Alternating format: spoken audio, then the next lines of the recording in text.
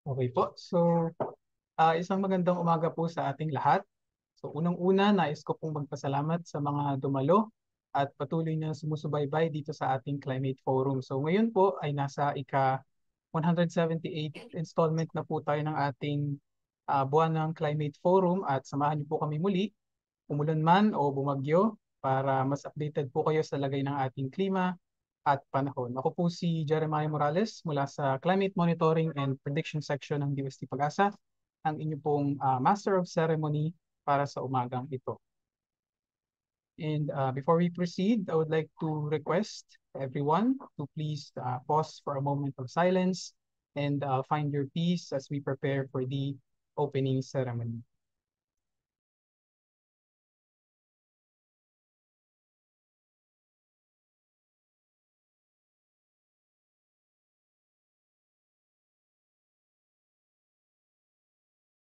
Recording in progress.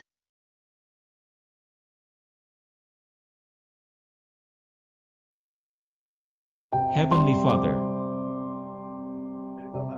we come before you today in gratitude for this opportunity to gather together in this climate forum. We ask for your guidance and wisdom as we learn and grow together. Help us to be open to new ideas and perspectives, to be kind and respectful towards one another, and to strive for excellence in all that we do. Give us the strength, focus, and determination to stay engaged and motivated throughout this forum. Bless us with the knowledge and skills we need to achieve our goals and to make a positive impact in our communities. We also pray that you bless our families and loved ones, and keep them safe and healthy while we are away. We pray all these things in the name of Jesus Christ. Amen.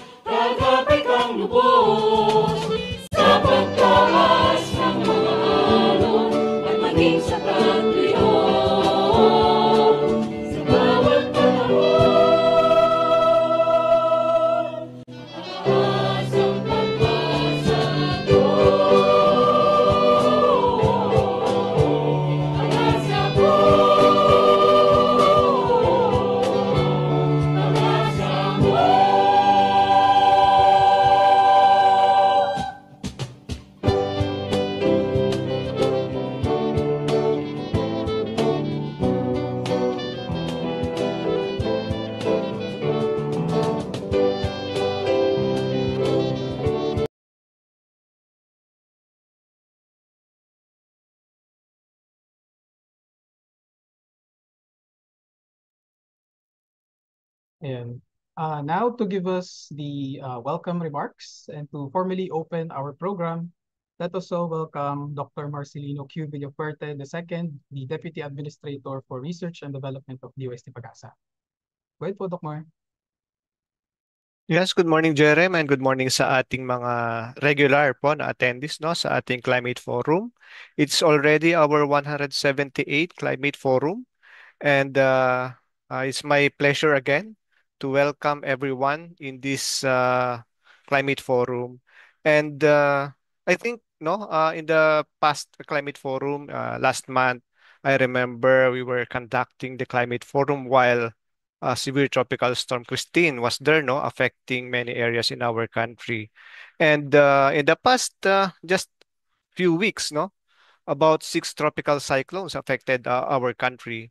And definitely this forum could probably provide us updates, no, pertaining to the weather conditions, as well as what we are going to expect, no, in the coming days also in the coming months, as our colleagues from the Climatology and Agrometeorology Division will provide us updates no, pertaining to our 6 months outlook. Ano yung magiging conditions ng rainfall in the coming months.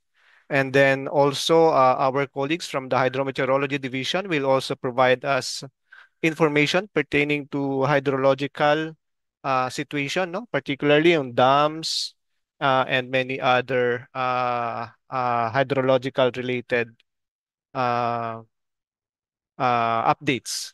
And then aside from that, if I'm not mistaken, uh, for the entire year, we already had 16 tropical cyclones, no? So, ilan pa ba yung expect natin in the coming months, no? Until December. Meron pa ba tayong inaasahan whether there could be more tropical cyclones? Hopefully, ay hindi na, no? Sapagkat malaki na yung damage na naidulot sa atin ng past tropical cyclones.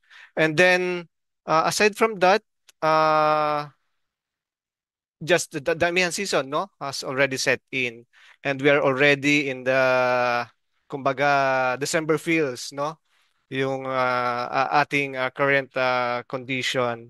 Although dito sa Metro Manila and some areas in the country, hindi pa masyadong nararamdaman yung lamig ng panahon. Pero doon sa northern part ng Luzon, meron na tayong na-record no, na paglamig ng ating temperatura doon, dulot ng pagbugso na nitong hanging amihan.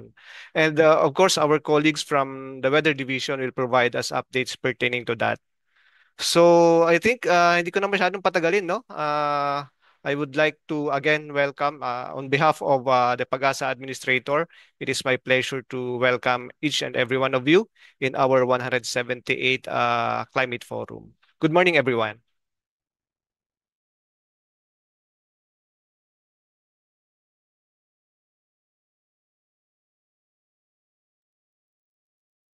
Jerems, you're still on mute. Sorry po, yan. So thank you very much po, Doc Mar, again, for giving us the welcome remarks and for that warm introduction po. No? So gaya po nga ng nabanggit ni Doc Mar, marami po kaming updates para sa inyo for this morning. So lalong-lalo na po yung sa lagay ng ating panahon. No? So good news po dahil ayun nga po nasabi ni Doc Mar na magsisimula na pong lumamig ang ating klima sa mga susunod na linggo dahil officially, ayan, dineklara na po ni Pag-asa ang pagsisimula ng amihan. So live na live din po pala tayo sa ating live stream sa Facebook as well as YouTube. So i-share nyo lang po yun, yung ating live stream para mas marami po tayong ma-reach. No? So before po tayo mag-proceed sa ating forum proper, yung mga presentations po ng ating resource persons, gusto ko lang pong i-request dito sa mga kasamahan natin sa Zoom kung pwede po tayong mag-open ng camera.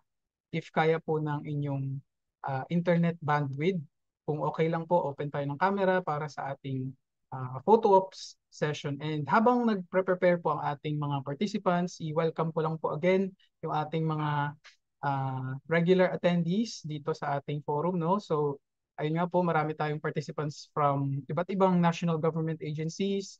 Kasama po yung ating mga Pag-asa PRSDs, mga dito po sa field offices ng Pag-asa and yung sa central office and mga local government units, nandito rin po, mga LDRRMOs, mga local disaster risk reduction and management offices, and yung mga kasama po natin sa Department of Agriculture, nandito rin po mga regional field offices, and yung pong Philippine Navy, Philippine Air Force, nandito rin po sila, and siguro para mas makilala po natin kung sino mga kasama po natin dito sa Zoom, kung pwede po pa rename ng inyong mga pangalan, later on i-acknowledge po natin. So check ko lang po if one panel lang po yung nag-open ng camera. Hindi ata siguro kaya ng internet nila. Ayan, may nag-open pa naman po. Sige.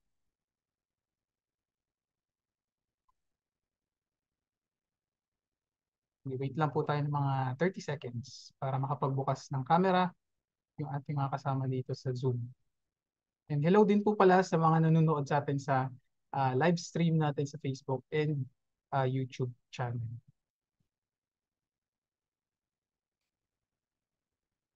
Okay, so I guess we can start na po sa photo op if wala na pong mag-open ng camera nila. So we have a total of 4 panels po. 4 panels para sa ating photo ops. Magka-count lang po ako from 1 to 3 and then smile lang po tayo all throughout. So po, for the first panel, 1, 2, 3, smile. Second panel, 1, 2, 3, smile.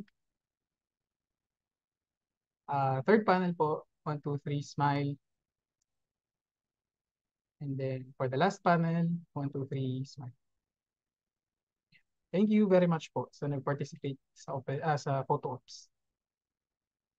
Now, to give us naman po yung ating today's weather update, let us all welcome Ms. Veronica C. Torres, weather specialist from the Weather Division po. So Ms. Veronica, kamusta po ba yung panahon natin for today? Hello po, good morning po. Thank you po Sir Jerem sa introduction. So, share ko lang po muna yung aking screen.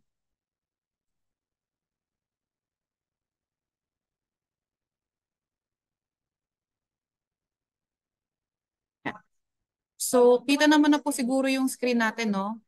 Yes po, kita na po. Salamat po. So, ito po yung ating weather update for today, November 20, 2024. So, ito nga yung ating latest na satellite image at itong sa kasalukuyan, northeast monsoon o amihan nakakaapekto sa extreme northern Luzon. Samantalang itong easterlies o yung mainit na hangin galing karagatang Pasipiko, ito naman yung nakakaapekto sa may silangang bahagi ng ating bansa. Itong northeast monsoon, inaasahan natin na magdadala ng maulap na kalangitan na may mga pag-ulan sa may Batanes area. Samantalang itong shear line, salubungan ng hangin galing northeast, malamig na hangin galing northeast at mainit na hangin galing east, ito naman yung magdadala ng maulap na papawirin, mga kalat-kalat na pag-ulan at mga isolated na mga thunderstorm sa may Batanes area. Meanwhile, sa Metro Manila and the rest of the country, may kita naman natin partly cloudy to cloudy skies at may mga tsansa na mga localized thunderstorms, lalo na tuwing hapon at gabi at mas mataas nga yung mga chance ng mga thunderstorms sa may silangang bahagi ng ating bansa. Sa kasalukuyan naman, wala na rin tayong namomonitor na low pressure area or bagyo sa loob or malapit sa ating Philippine Area of Responsibility. Yung minomonitor nga natin na bagyo ng mga nakaraan si Manny na dating si Pepito ay nag-dissipate na. Ito naman yung update sa ating mga baybayin. Meron tayong nakataas na gale warning sa may Batanes at Babuyan Islands. Kaya kung maaari, huwag munang pumalaot sa areas na yan dahil magiging maalon hanggang sa napakaalon ng karagatan. Dito rin naman sa may western seaboard ng Northern Luzon, ingat din sa papalaot dahil magiging katamtaman hanggang sa maalon iyong karagatan. Para naman sa ating 5-day na weather outlook ngayon hanggang bukas, yung ating amihan o northeast monsoon, patuloy na magdadala ng cloudy skies with rain sa may Batanes, samantalang Babuyan Islands patuloy na makaka-experience ng scattered rains and isolated thunderstorms dahil naman sa shear line. Sa nalalabing bahagi naman ating bansa, fair weather conditions pa rin with chances of localized thunderstorms. Friday to Sunday, asahan nga natin na posibleng magkaroon ng surge ng northeast monsoon, kaya posibleng sa mainland Cagayan and nearby provinces makaapekto yung shear line. So ito yung magdadala ng maulap na papawirin, scattered rains, isolated thunderstorms sa areas ng Cagayan and nearby provinces. Samantalang northeast monsoon naman sa may extreme northern Luzon makakaapekto. And then inaasahan nga natin Friday to Sunday itong ITCZ, Intertropical Convergence Zone. So itong Intertropical Convergence Zone o ITCZ, ito yung salubungan naman ng hangin galing northern at southern hemisphere, posibleng makaapekto sa may southern Mindanao causing scattered rains and thunderstorms over those areas. So para medyo ma-visualize natin, punta ulit tayo sa ating mapa. So inaasahan nga natin Friday, Saturday, posibleng makaapekto itong ITCZ sa may bandang Davao Region. And then, pagdating nga ng Saturday to Sunday, posibleng magkaroon ng shift yung axis ng ITCZ at posibleng makaapekto sa bandang Southern Mindanao, posibleng makaabot ito sa may Palawan. Pero patuloy pa nga rin tayong maki-update sa mga ilalabas na forecast para mas makita natin kung magkakaroon ba ng progress. So, yun po muna sa update natin sa lagay ng panahon. Veronica Torres po, nag-ulat.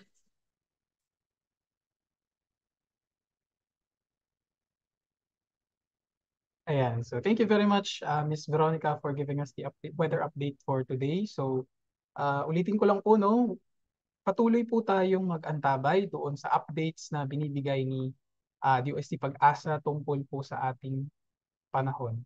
Okay po? So now to give us naman po yung ating updates para sa mga binabantayang dams and watersheds dito sa Pilipinas, let us all welcome Mr. Juan Paulo P. Pamintuan, Weather Specialist from the Hydrometeorology Division. Sir, can you share your screen po ba? May nabasa akong chat. Yes po. Okay po, sige. Go ahead po, sir.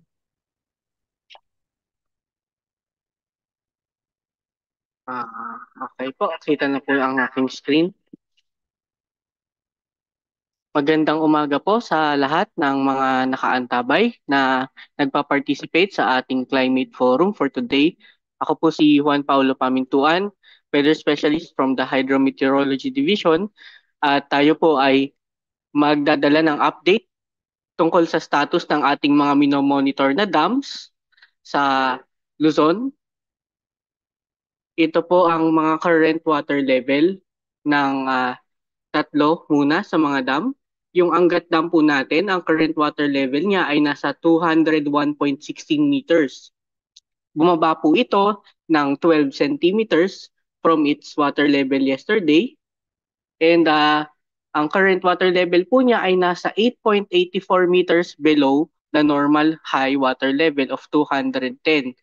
So medyo malayo pa po ito dun sa ating normal high water level or sa spilling level nating tinatawag.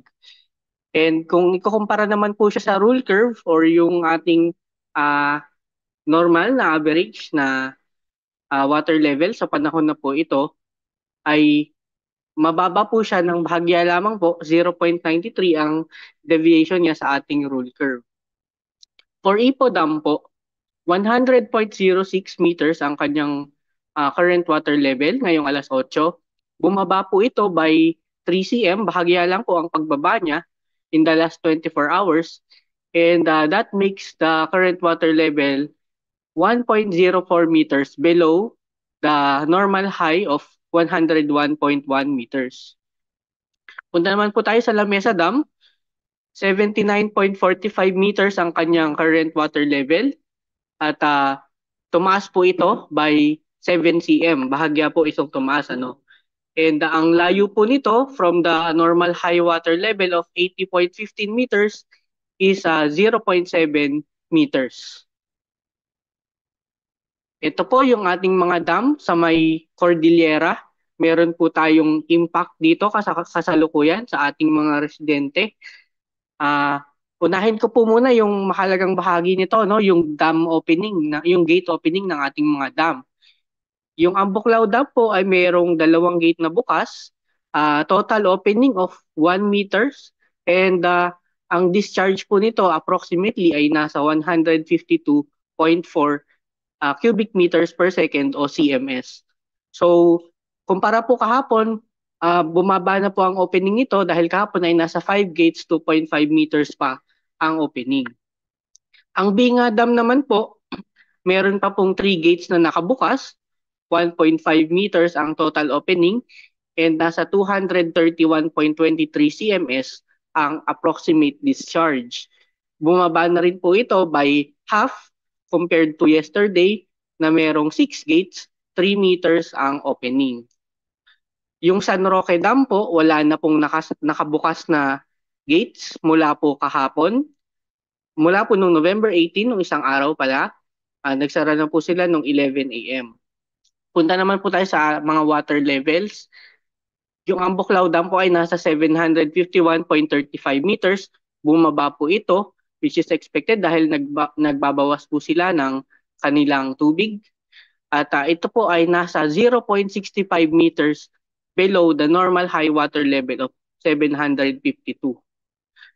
For Binga Dam, bumaba rin po ito by 0.66 meters. So 574.34 ang kanyang current water level. At ito po ay mas mababa ng 0.66 meters compared sa normal high of 575.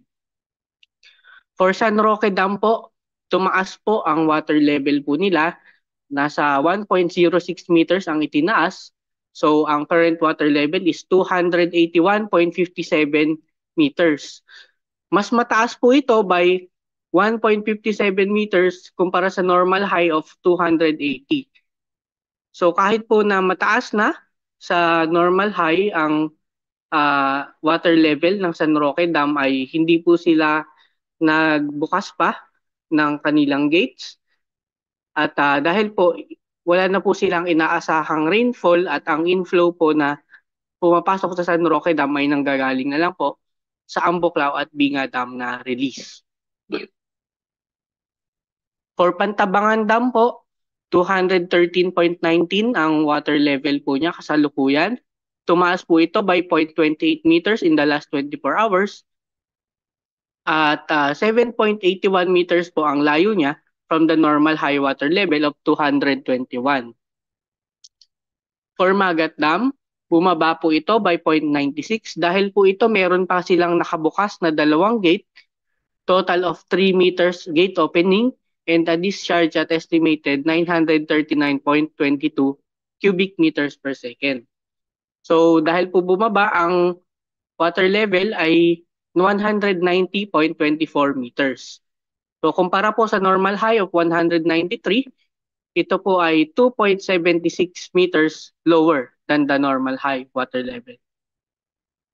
Finally po, Kaliraya Dam, bumaba po siya in the last 24 hours. Ang current water level niya ay 286.8. Bumaba po siya ng 20 centimeters. Ito po ang slide na to ay tungkol sa Angat Dam. Ito po sa may kaliwang part ay yung kanyang mapa. Dito po yung Angat Dam. Dumadaloy po ito pababa papunta sa may Ipo Dam at dumadaloy po sa Angat River na meron pong dinadaan ng mga bayan sa lalawigan ng Bulacan. So nakasulat po dito sa may baba, ang starting water level po niya nung November 1 ay 202.53 meters. Bumaba po ito by 1.37 meters kumpara nung simula ng Nobyembre. Ang ulan po na naitala ng mga rain gauge natin around the Angat sa basin from 1 to 18 November is 126 millimeters. Dito po sa may upper right ay nakalagay ang ating hyetograph for Angat Dam. Isa-isahin ko po ang part nitong graph. Yun pong dilaw na bar na nasa taas, yun po ay yung ulan. Mas mahaba po siya pababa ay mas malakas yung ulan. So, ito pong nasa kanan, 0, 30, 60, 90, ayan po yung number ng ulan. Yun naman pong ating mga linya na horizontal, yung kulay blue, ay yun po ang water level ng Angat Dam. Yun pong kulay green na broken line, yun po ang rule curve natin. Yun naman pong kulay pula na broken line ay yung ating normal high water level. So kasalukuyan po, mababa po sa normal high at sa rule curve ang current water level ng Angat Dam. At makikita po dito ang mga event na nagpataas, nagkaroon ng significant na impact sa level ng tubig sa Angat Dam. Noon pong sa may October, early October ay meron tayong LPA at ITCZ na nagdala ng ulan. At dito sa may late October ay ang Tropical Cyclone Christine nagpadala ng ulan of greater than 90 millimeters in 3 days. At dito po sa may gitna ng November, yun pong ating pinaka-recent na tropical cyclone, si Pepito, nagdala po ng greater than 60 millimeters na ulan. However, hindi po niya nabawi yung water level na abot ng Angat nung pagkatapos ng Christine. So, pababa po yung naging trend niya at hindi niya naabot yung rule curve kahit po na nagpaulan si Pepito. Comparing to our annual trend, ito po yung annual trend natin sa may lower right na picture. Yun pong 2024 ay yung linya na kulay blue na makapal. So makikita po dyan na sa may dulo ng ating taon, usually magpa-plateau na lang ang water level ng Angat Dam. So inaasahan po natin na around dito sa ating rule curve, which is yung broken blue line, ang magiging trend o magiging water level ng Angat Dam for 2024. Next po natin na major dam ay yung San Roque Dam. Ganun din po ang layout nitong slide. Ito po ang mapa na nagpapakita ng lugar ng Ambuklao, Binga at San Roque Dam na cascading dam po, magkakasunod sila. At ang tubig po na pinakakawalan nitong San Roque Dam ay dumadaan sa mga ilang bayan sa Pangasinan. Dito po sa baba nakasulat, water level po ng San Roque Dam nung November 1 ay nasa 277.38 meters at ngayon ay nasa 281.57 meters. So tumaas po siya by 4.19 meters. Ang naging naitalang pag-ulan po sa basin nitong Ambuklao, Binga, San Roque Dam ay nasa 315 millimeters. So dito naman po tayo sa hydrograph. Kitang-kita po dito yung mga significant events na nagpaulan ng malaki, greater than 150 yung TC Christine at TC Pepito, while greater than 90 millimeters yung TC Nika at Ophel na nagkasabay po sila. Dahil po malapit ang water level o yung kulay blue na line dito doon sa ating normal high, which is the broken red line, nagkaroon po ng mga dam discharge operations ngayong November ang San Roque Dam. Nagkaroon po ng dalawang period of discharge. At sa unang period sa November 11 to 12, which is during or after itong si Nika at Ophel, ay nagkaroon ng halos isang araw na pagpapakawala ng tubig at ang average na outflow rate niya ay nasa 340 cms. So, kumpara po sa kakayahan ng Agno River na mag-hold ng flow, ay mababa po itong outflow po na ito. And pagkatapos po nitong Pepito or during Pepito ay nagpakawala rin po ang San Roque Dam nitong 16 to 18 November, halos dalawang araw. Average outflow rate of 540 cms and nag-peak po ito maximum at around 740 cms. Ito naman po yung annual trend. Nakikita po natin ang annual trend po ng San Roque in the first half of the year ay pababa po ang kanyang trend. Sumasadsad siya hanggang dito sa may gawing June, July. And then magsisimula na ang magpaulan, ang habagat at mga bagyo natin at magkakaroon siya ng dramatic na increase mula dito sa July, August, September at October. Pagdating po ng October, November, December ay kadalasan po ay nagpapalato na lang siya at minsan ay pababa pa sa may dulong part ng December. So nakikita po natin based sa current trend niya, yung makapal na blue line ay susundan po niya itong ating rule curve o yung broken blue line. Pwede po siyang bumaba pa sa rest of the year, which is December. For Pantabangan Dam, isa rin pong major dam natin. In the beginning of November, 208.62 meters ang kanyang water level. And ngayon, 213.19. So tumaas po siya by 4.57 meters. Ang naitala pong pagulan around the basin is 292 millimeters mula po noong November 1 to November 18. Dito po sa hydrograph, makikita natin ang mga matataas na pagulan dala ng Christine, nasa around 60 millimeters. At nasa may dalawang araw po na lumapit siya sa 60 millimeters. Yung kay Ophel po, umabot ng 90. At dito kay Pepito ay nasa may 180 millimeters. So makikita po yung mga medyo maliit na steep line kung saan tumaas bigla yung kanyang trend ng pagtaas. Dito naman po sa baba ay yung buong taon na yung annual trend po ng Pantabangan Dam.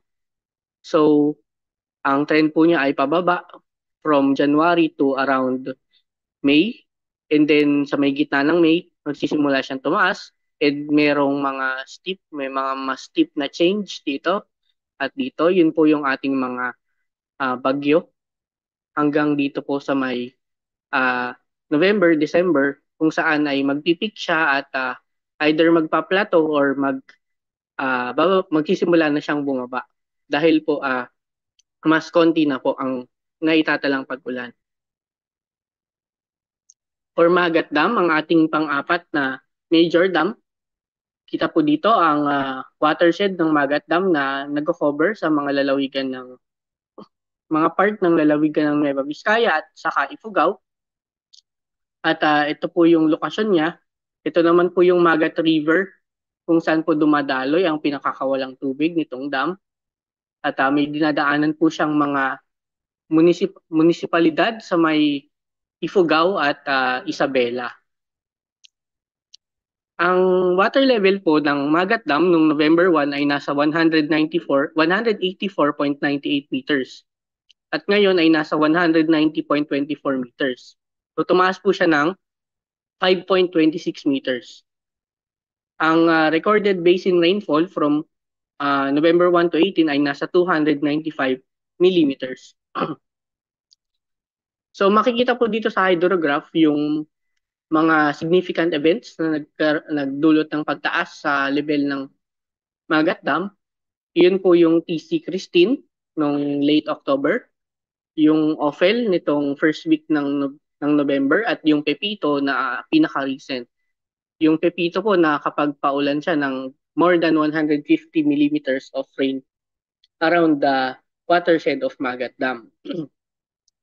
At dahil po malapit po ang water level ng Magat doon sa ating normal high or yung sa spilling, ay nagkaroon po ng dam discharge operations ngayong November dito nga sa Magat Dam. So yung una po ay nagsimula pa po noong October 22 at natapos noong November 1 at 242 hours ang naging duration ng discharge. Ang average outflow rate ay nasa 620 cms at nag-peak sa 720 cms. So kumpara po sa kakayahan ng Magat Dam, ng Magat River na mag-hold ng flow, ay mababa po itong outflow rate po na ito. And then nagkaroon po ng pangalawang dam discharge operation around yung kay TC Ophel. Nika Ophel ay nag-discharge din po ang Magat Dam at patuloy pa rin po ito na merong discharge ang Magat Dam. So 209 hours and counting ang discharge operation. Average for the total duration ay nasa 950 cms, so medyo mataas po ito, although tolerable pa rin po.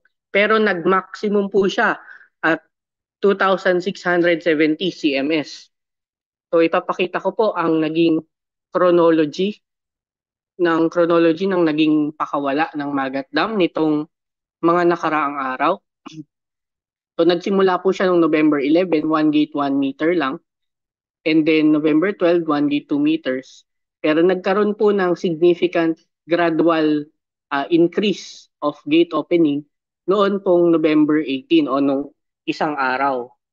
So dito po yung umaga ng November 18 ay nagdagdag po sila ng 1 metro ng opening from 7 a.m. to 2 p.m.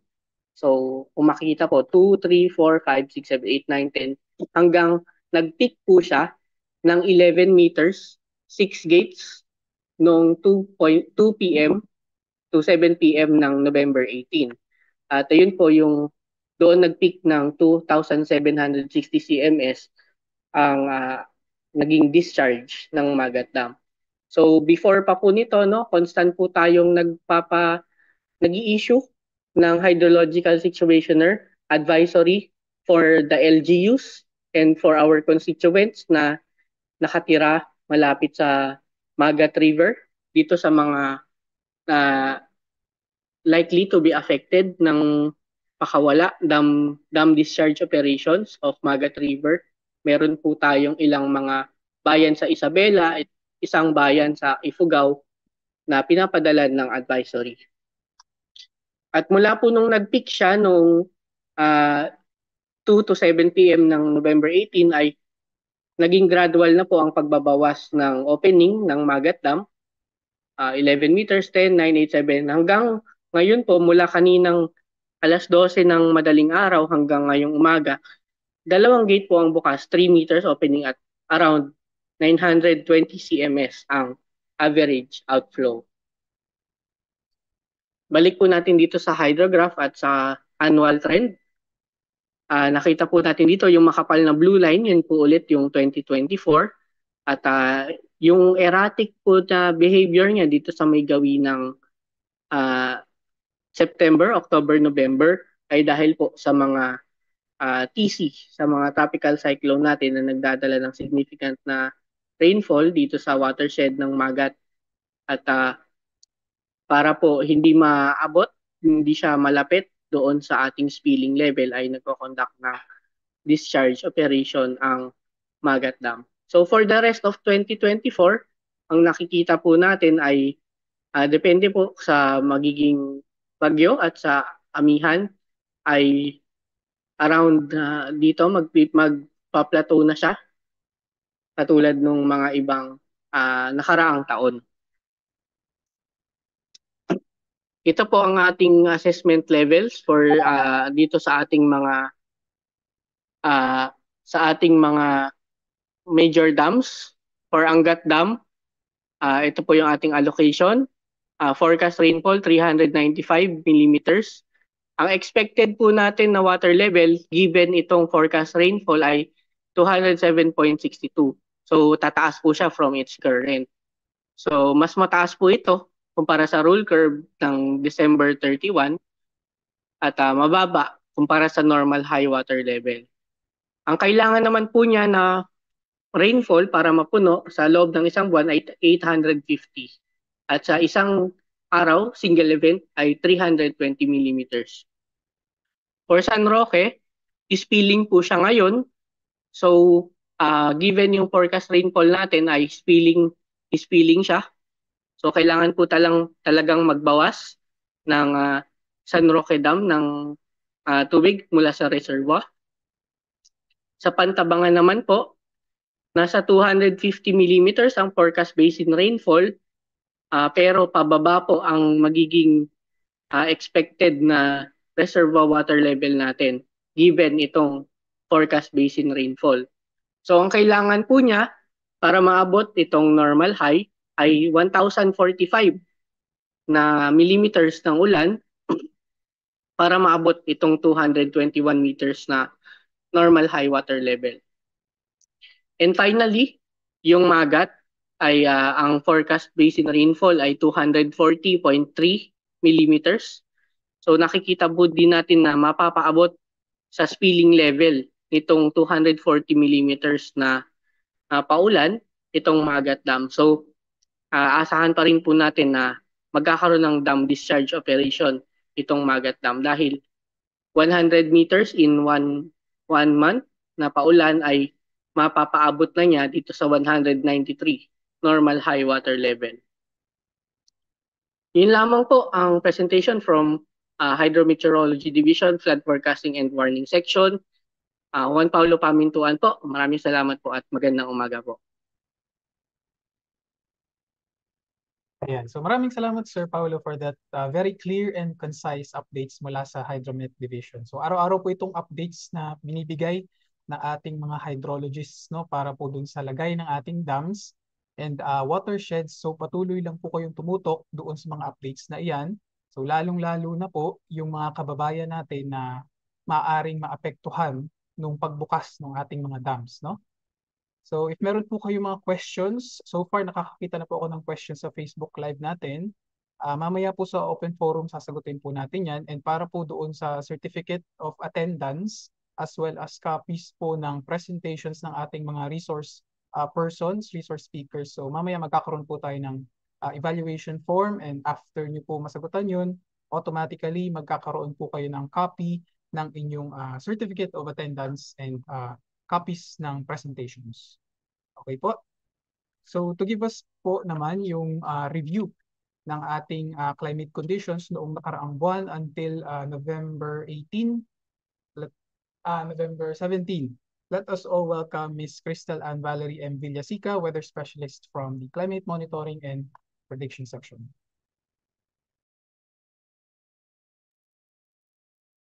Maraming salamat, Sir Jerem, for the introduction. So let me just share my screen. Can you confirm po kung nakikita na? Yes, kita na po. As well as my audio, clear po? Yes, thank you po. Ayun, so again, sabi nga po ni Sir Jerry, mga ipapakita ko naman po sa inyo ngayong part na ito ng forum is yung ating climate review from October to November 17, 2024. So basically, babalikan po natin kung ano yung mga nangyari sa panahon na nitong mga nakaraang buwan at mga nakaapekto sa Pilipinas. So included na po dyan yung ating ENSO condition, yung ating latest po from monitoring from last month, and yung mga weather systems na nakaapekto sa ating bansa, especially yung sunod-sunod na bagyo na naging concern nga natin. And yung ating assessment sa ating rainfall over ng past few weeks and yung ating October na rainfall as well as yung ating temperature. And lastly would be the summary of my presentation.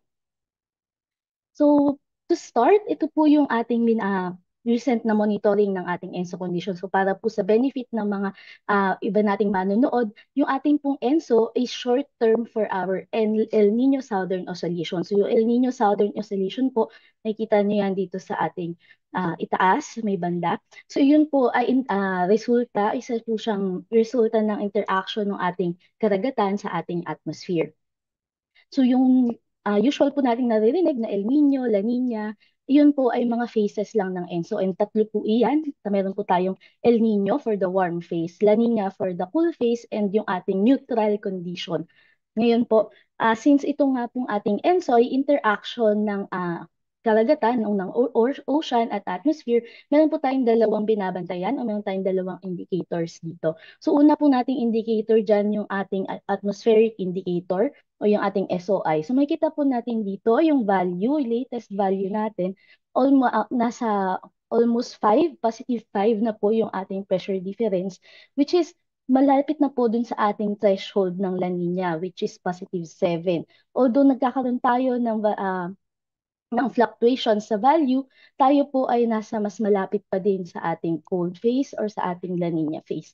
Ngayon naman yung ating second na indicator, yung ating sea surface temperature anomaly para sa ating oceanic indicator. Napakita lamang po nito kung gaano kalamig or kainit yung ating karagatan dito sa may bandang Nino 3.4. Iyan po kasi yung ating monitoring domain. So makikita natin yung values natin sa ating SSTA for the past few months na nagde-decline na po siya. May natin yung trend niya bumababa. Although nandun pa din tayo sa neutral na threshold, tayo po ay nasa malapit na talaga sa ating La Nina and nasa cool phase na, nasa cool neutral na po tayo.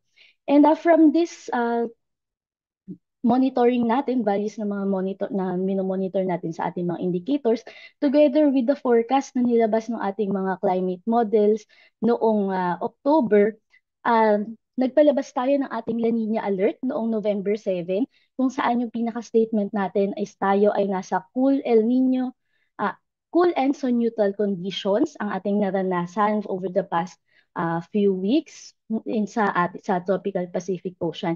And galing nga din to sa ating mga climate models, majority niyan combined with the expert judgments ang nagsasabi na favored ang La Nina, ang short-lived La Nina or La Nina-like conditions na mag-develop with 71% chance ng October, November, December season. And maaari ang mag-continue until the first quarter of 2025. So iyon po yung ating latest na ENSO alert system status. So ito pong ENSO alert system status natin, nakapaloob po yan dun sa inilabas natin na monthly climate assessment and outlook or MCAO. So ito pong dalawang ito na nakikita nyo sa inyong screen, pareho po yung available sa ating website and ina-upload din po yan natin sa ating Facebook. Nilalaman po niyan, maliban pa dun sa ating ENSO status is yung mga assessment and outlook natin. Ngayon, dumako naman po tayo dun sa mga weather systems na nakaapekto sa ating bansa. So, starting po noong October, pagsimula pa lamang po ng October, nagbantay na tayo, nagmonitor na tayo dahil unti-unti na nga po nating napapansin na medyo nag-recede na yung ating southwest monsoon. So, eventually, on October 7 po, last October 7, naglabas na tayo ng termination ng ating southwest monsoon. And although hindi na po tayo nakakaranas ng epekto ng southwest monsoon, madami pa po tayong other weather systems na nagdala ng mga pag-ulan dito sa ating bansa. Kabilang na po dyan itong ating Intertropical Convergence Zone o yung ITCZ na naipakita din naman kanina.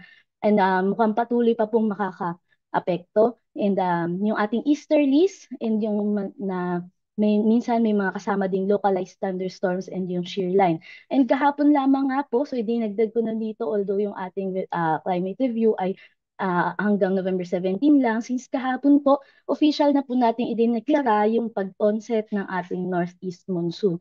Makikita nyo po sa ating Facebook at ating official page, nakalabas na po yung ating press release kung saan sinabi natin na yung ating amihan season ay nag-set in na po ulit. And dahil nakita na natin na yung mga conditions ay nasatisfy na.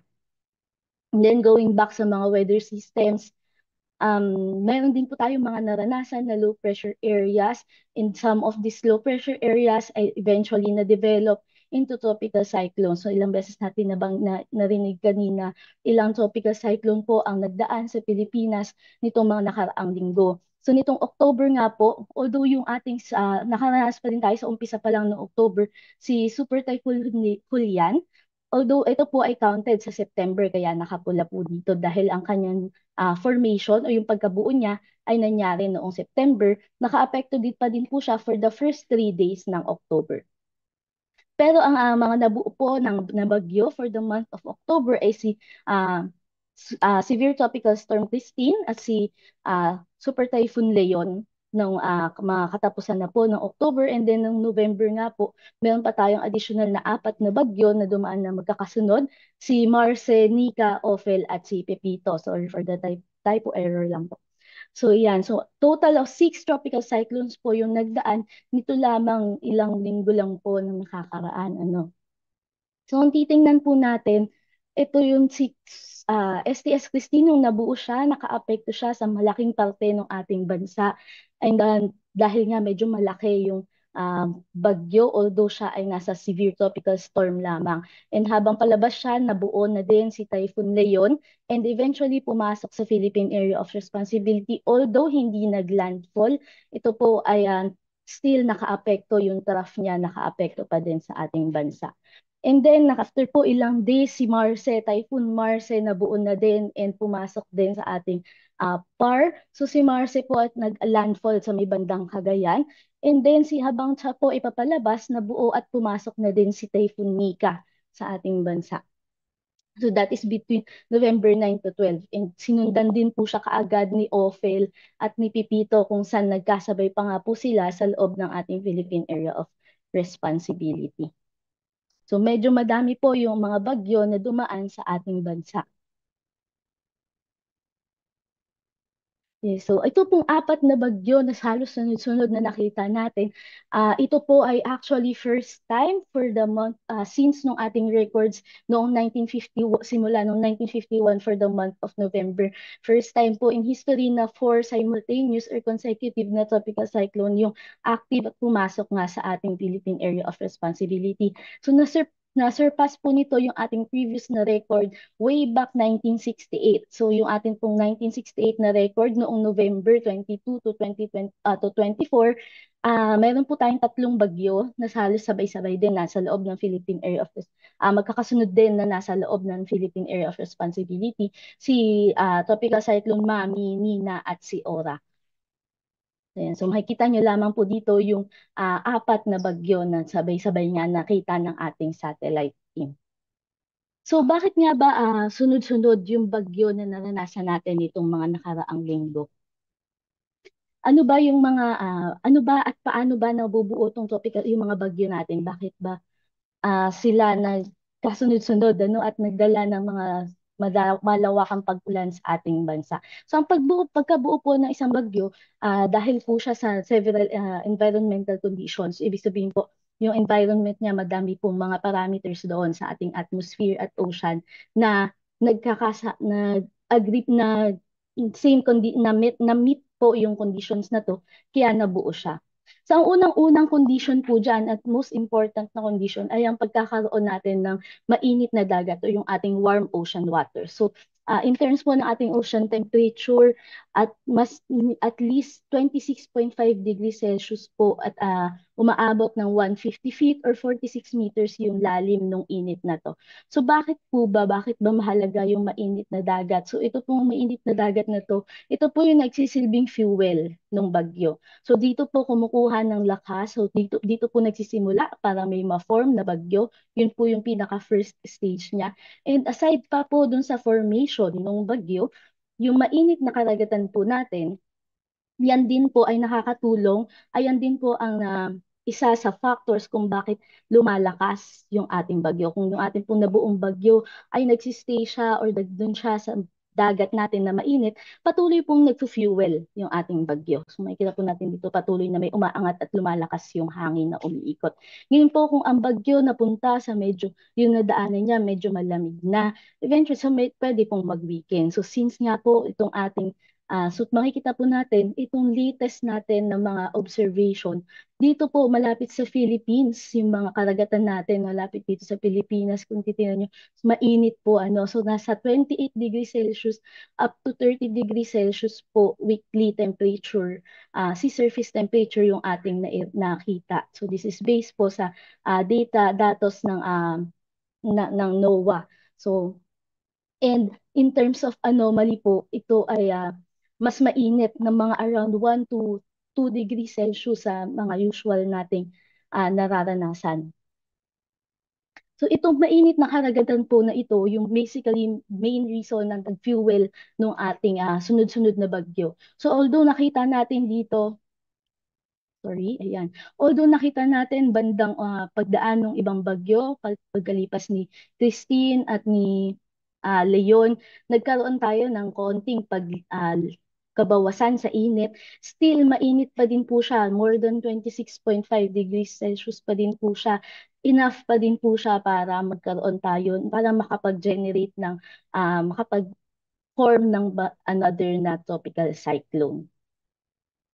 Yun po, sabi nga po natin kanina, madami pa pong other environmental factors, madami pang kondisyon na makaka-apekto sa formation ng bagyo, maliban pa po dun sa warm ocean waters natin. Pero po nitong mga nakaraang linggo, all in all, yung mga factors na ito, hindi na po natin isa-isahin kasi medyo technical na po siya. All in all po, makikita nyo dito sa ating image sa kanan, yung blue na mga areas po na iyan, yung mga yan po yung mga area kung saan favorable o pabor po na magkaroon ng bagyo or magkaroon ng intensification dun sa ating bagyo. So generally, yung environment natin for the past few weeks, siya po ay favorable talaga sa pagkakaroon ng bagyo at kanyang intensification at idagdag pa po yung mas mainit niya natin na karagatan. And itong mga tropical cyclone na natin na ito is nagdala nga ng napakaraming pag-ulan at iba-iba pang impact sa ating bansa. Kagaya na lamang po ni severe tropical storm Christine na dumaan sa atin at medyo malaki po siya. So malaking parte ng ating bansa yung nakaranas ng mga pag-ulan. So makikita po ninyo dito sa video at yung dagasan ng tubig po na nakaapekto sa may Bicol region as well as yung kanila pong mga palayan na apektuhan ng pagbaha. And nagkaroon din po tayo ng mga rain-induced landslides dito sa may Batangas na area kung saan yung mga pag-ulan natin na naitala ay umabot ng mahigit 300 millimeters nga po nitong kasabay ng pagdaan ni STS Christine. Nung si Typhoon Leon naman po ang dumaan, nagdala pa din po siya ng malalakas na hangin at matataas na alon sa iba't ibang parte ng ating bansa. So ito po yung naging combined na epekto nung severe tropical storm Christine natin at STY Leon. So sa buong bansa po, nakikita natin dito malaking parte ng ating bansa yung naapektuhan itong dalawang bagyo na ito with a total po ng mahigit 2.4 million na pamilya ang naapektuhan and a total of 10.5 billion naman yung estimate natin na damage sa infrastructure. So ito ay sama-samang damage na po sa iba't iba natin sa roads and mga bridge, sa ating mga houses. Ayan. So mahigit 10 billion po yung naging epekto niyan. And nakapag-record din tayo ng mahigit 800 na pagbaha sa iba't ibang parte ng ating bansa, especially dito sa may bandang Central Luzon at sa may bandang Southern Luzon, Central at Southern Luzon. In terms naman po ng ating mga crops, galing po sa report ng Department of Agriculture, malaking porsyento ng mga na-damage na crops natin ay yung ating rice po, yung ating mga palay. Around 60% po ng ating mga palay ang naapektuhan and around more than 183 na ektarya yung mga nasira nitong pagdaan nitong dalawang typhoon na ito. Almost 10 billion na din po yung mga na sira or na loss natin dito in terms ng ating agriculture and crops. Sa dalawang bagyo pa lamang po iyon. Nung dumaan po yung 4 na bagyo pa, nakita natin talagang still naapektuhan po ang madaming parte ng ating bansa. Meron po banda sa may Luzon at meron din po banda sa may Southern Luzon hanggang sa may ilang parte po sa Visayas. Nakaranas pa din po ng mga kaunting pag-ulan galing dito sa mga bagyo na nagdaan na ito. And aside dun sa mga ulan na dinala ng mga bagyo natin, nagkaroon din ng mga storm surge, lalo na po dito sa Catanduanes, nitong nakaraan lamang si Pepito, nung siya po ay naglandfall. Bago maglandfall sa may Catanduanes, nagdala po yan ng mga storm surge. And yung mga malalakas na hangin din po niya nakapagpatumba ng madami nating mga infrastructure. And again, galing po sa NDRRMC report noong kanilang situational report number 17 noong November 19. Ito po yung total yung combined effects po nitong 4 na bagyo natin na sunod-sunod na pumasok sa ating Philippine Area of Responsibility. Total po ng mga 764,000 families yung naapektuhan mostly sa mga region sa Luzon, which is Region 1, Region 2, 3, and 5. And among po dito sa mga families na ito, around 708 million din na mga kabahayan at mga other infrastructure yung nasira dahil sa pagdaan nitong 4 na bagyo na ito. In terms naman po ng loss sa ating crops or ating commodities, ang main na naapektuhan po ng commodity natin na pagdaan nitong 4 na bagyo. Unahin na po natin si Typhoon Marce. Nung nagdaan po si Typhoon Marce, pinaka naapektuhan po natin is yung ating high value crops na around ating rice at high value crops around 47.7% and 47.2%, halos equal po yung mga naapektuhan yan. So malaking bahagi din po yan, umabot pa po ng 277 million pesos po yung ating loss dyan. At dadagdag pa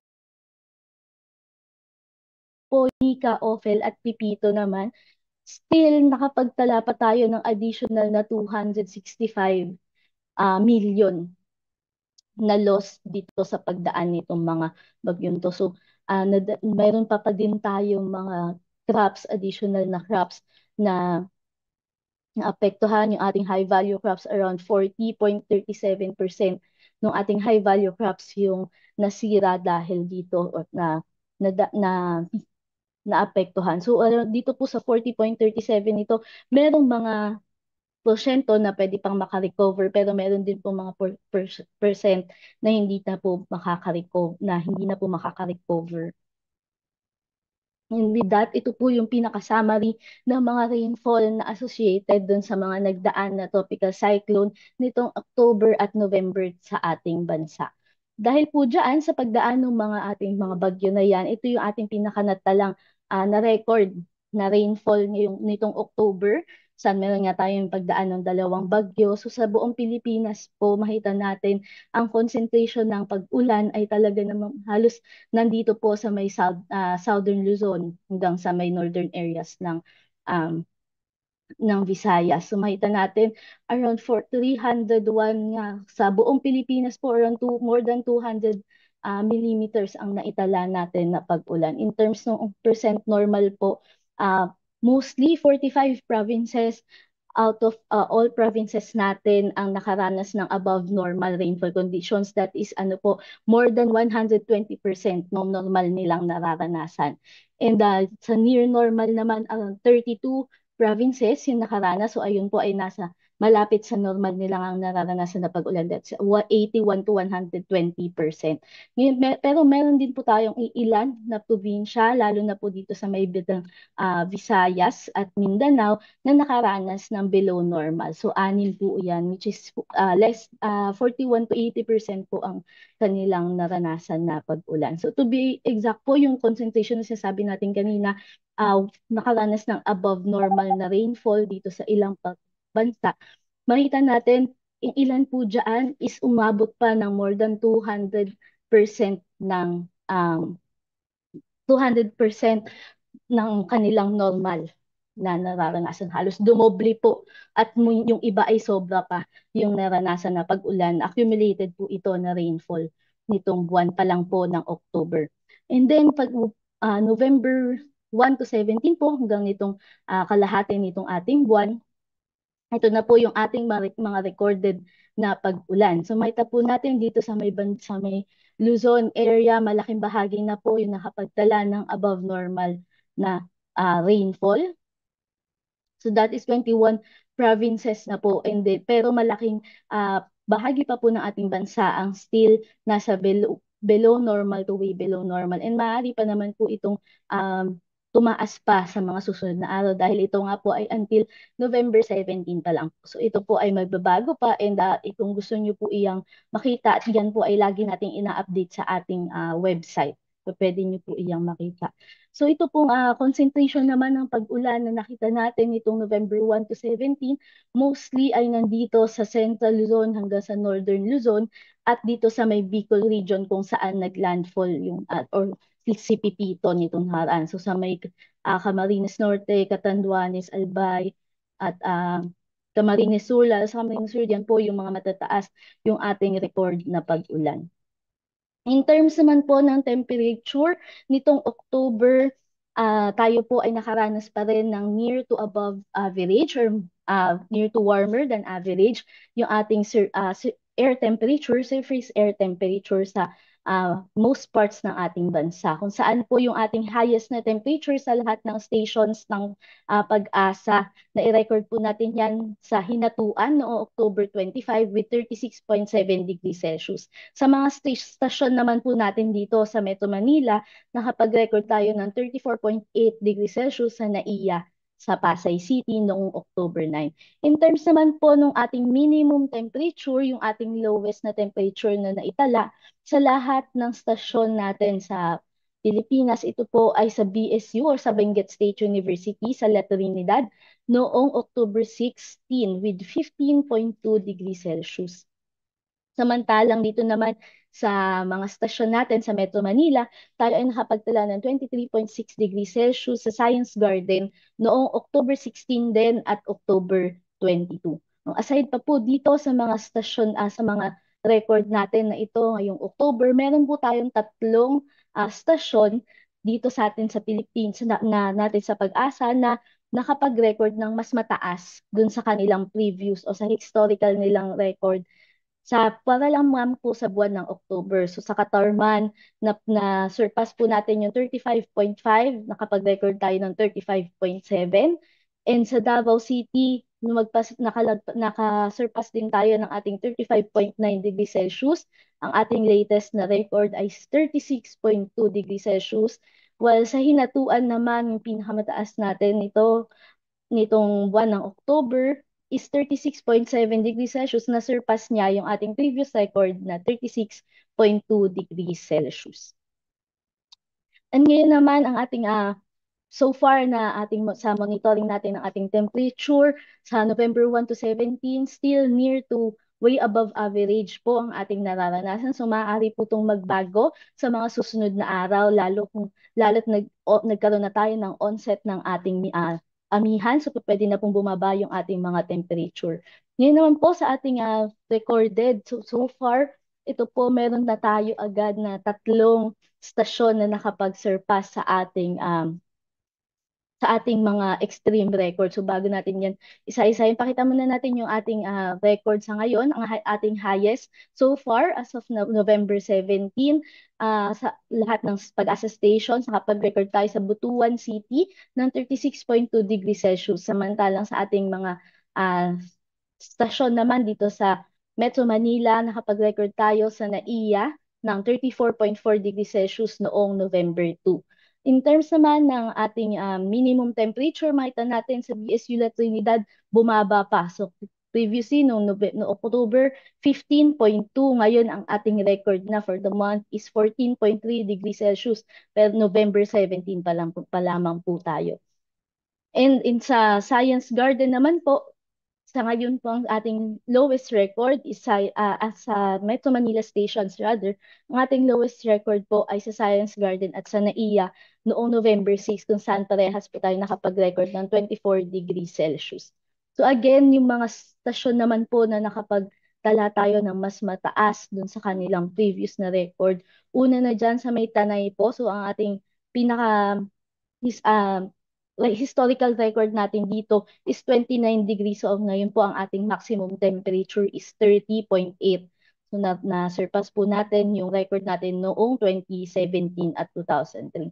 Samantalang sa Butuan City naman po, nakapag-record ulit tayo. So magkasunod na buwan po si Butuan City, nakapag-record tayo ng mga highest, ng mga maximum temperature natin. So previously, 35.5 degrees Celsius. Ngayon, ang ating new record is 36.2 degrees Celsius. And lastly, sa may Puerto Princesa, Palawan, ang ating previous record na 34.3 ay nasurpass ng ating 35.2 degrees Celsius na na-record natin noong November 16. And with that, to summarize yung pinaka-presentation natin, yung ating ENSO alert system status na nilabas noong November 7, still tayo po ay nasa La Nina alert with cool and so neutral conditions na naranasan ng mga nakaraang linggo. In terms naman po ng rainfall noong October, tayo ay nakaranas ng near to above normal na rainfall conditions sa Luzon, Western and Eastern Visayas, samantalang near to below normal naman sa natitirang bahagi ng Visayas at Mindanao. And ngayong November naman, in terms ng rainfall ang na-observe natin, above normal rainfall pa din sa Central at Northern Luzon. Kasama na din yung ilang bahagi, ilang provinces sa may Bicol region. It generally below to way below normal naman na rainfall conditions ang ating na-observe sa ngayon sa Visayas at Mindanao, except na lamang dito sa may Bukidnon kung saan meron tayong above normal rainfall. So this is still be from November 1 to 17 at maaari pa pong magbago. Ngayon naman po in terms ng temperature, ngayong October at November, near to above average pa din naman po ang ating naranasan sa generally sa buong bansa. At doon na po nagtatapos ang aking presentation. Maraming salamat.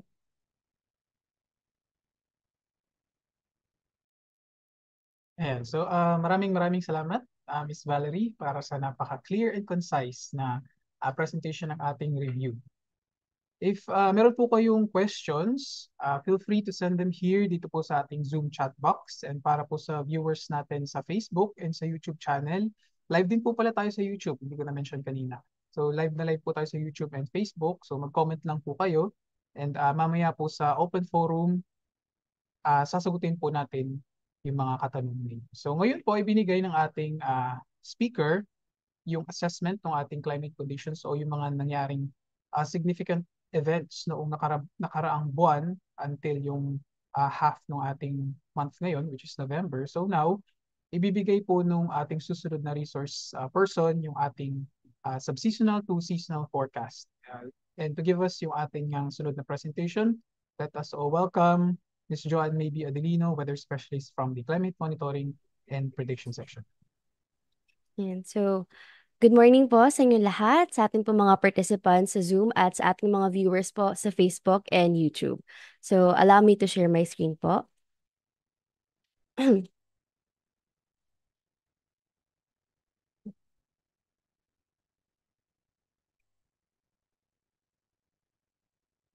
Nakita na po ba yung presentation ko po? Yes po, kita na.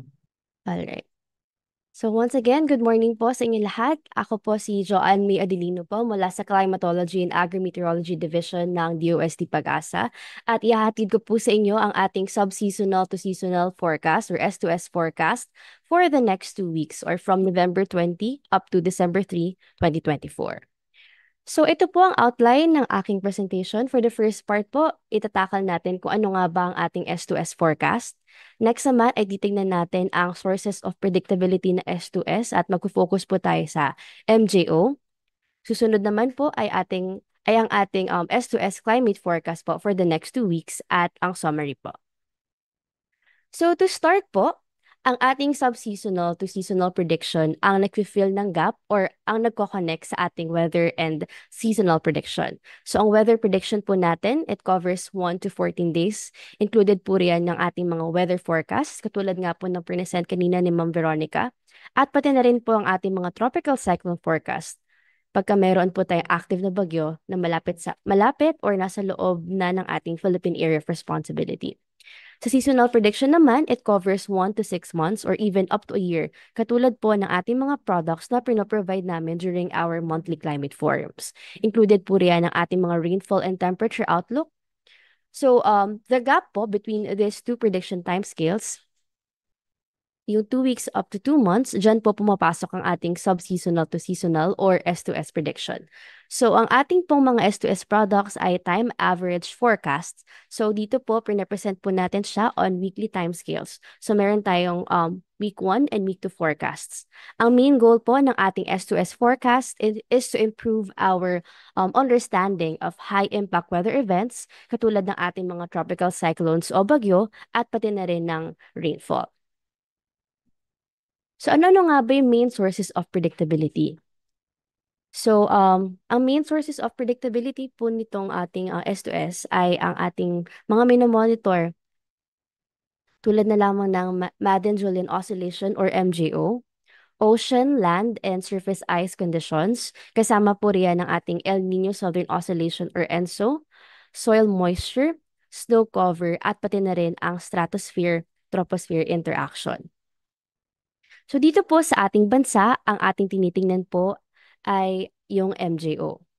So dito po nanggagaling yung signal for the S2S. So ano nga ba itong MJO na ito? So makikita po natin dito sa video. So ito pong MJO ay isang eastward moving disturbance of clouds na nagdadala ng winds at pag-ulan po.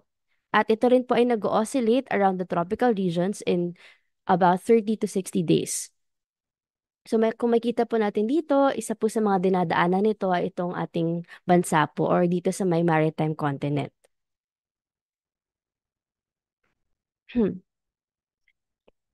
So ang location at lakas po ng MJO ay ating minomonitor po using the RMM indices, which stands for the Real-Time Multivariate MJO Indices. So makikita po natin sa diagram na ito na nahati po ang MJO sa 8 phases. At ito po ay nakabase kung nasaan na po siya along the tropical region. Isa nga po sa madadaanan nito ay itong maritime continent. Ayan.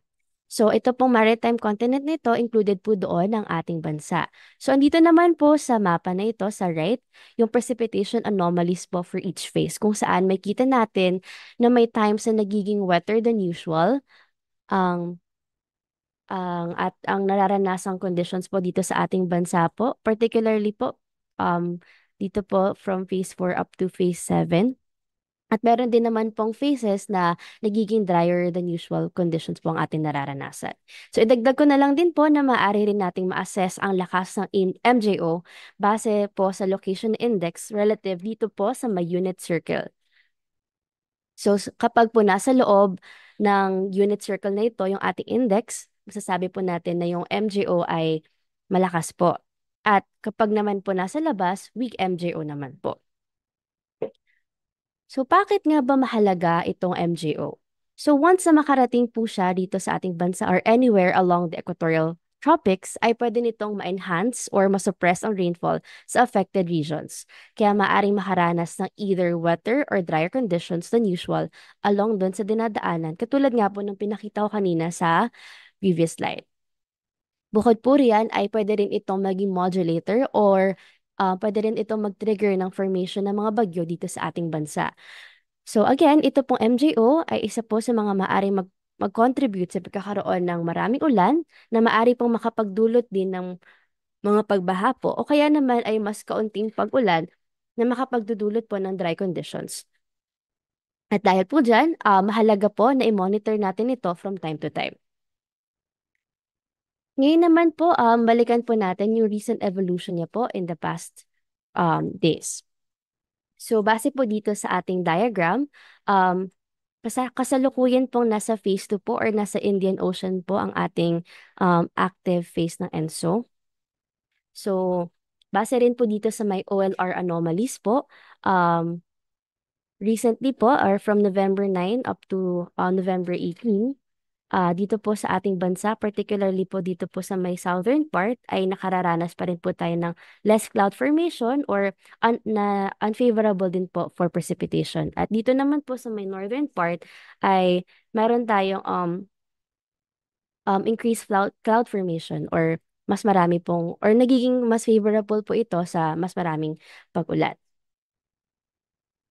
Ngayon naman po, tingnan naman natin ang magiging kalagayan po nito for the next 15 days. So, base po sa models na ating tinitingnan, pinapakita po nito na may konti pong pagbagal dito po sa movement ng ating MJO. At base naman po dito po sa ating OLR anomalies po, kung saan again, ito pong color red na shades po, it means less cloud formation po or unfavorable precipitation. So, dyan po sa part na yan, so suppressed po yung convection. At doon naman po sa areas na under nung blue na shade, ibig sabihin po ang enhanced on convection. So, meron po tayong increased cloud formation na nagiging mas favorable for precipitation. So, base po dito sa ating anomaly forecast, nakita po natin yung nagre-reflect din po dito yung pagiging slow propagation po ng ating MJO. So, stationary po, mostly for the entire forecast period po, itong ating convective envelope po or yung color blue po. Pero by the latter part of week 2 po, or dito po sa pinakadulong mapa, makita po natin na mag-move na po itong enhanced convective envelope po, papunta po dito sa may maritime continent or dito po malapit sa ating bansa.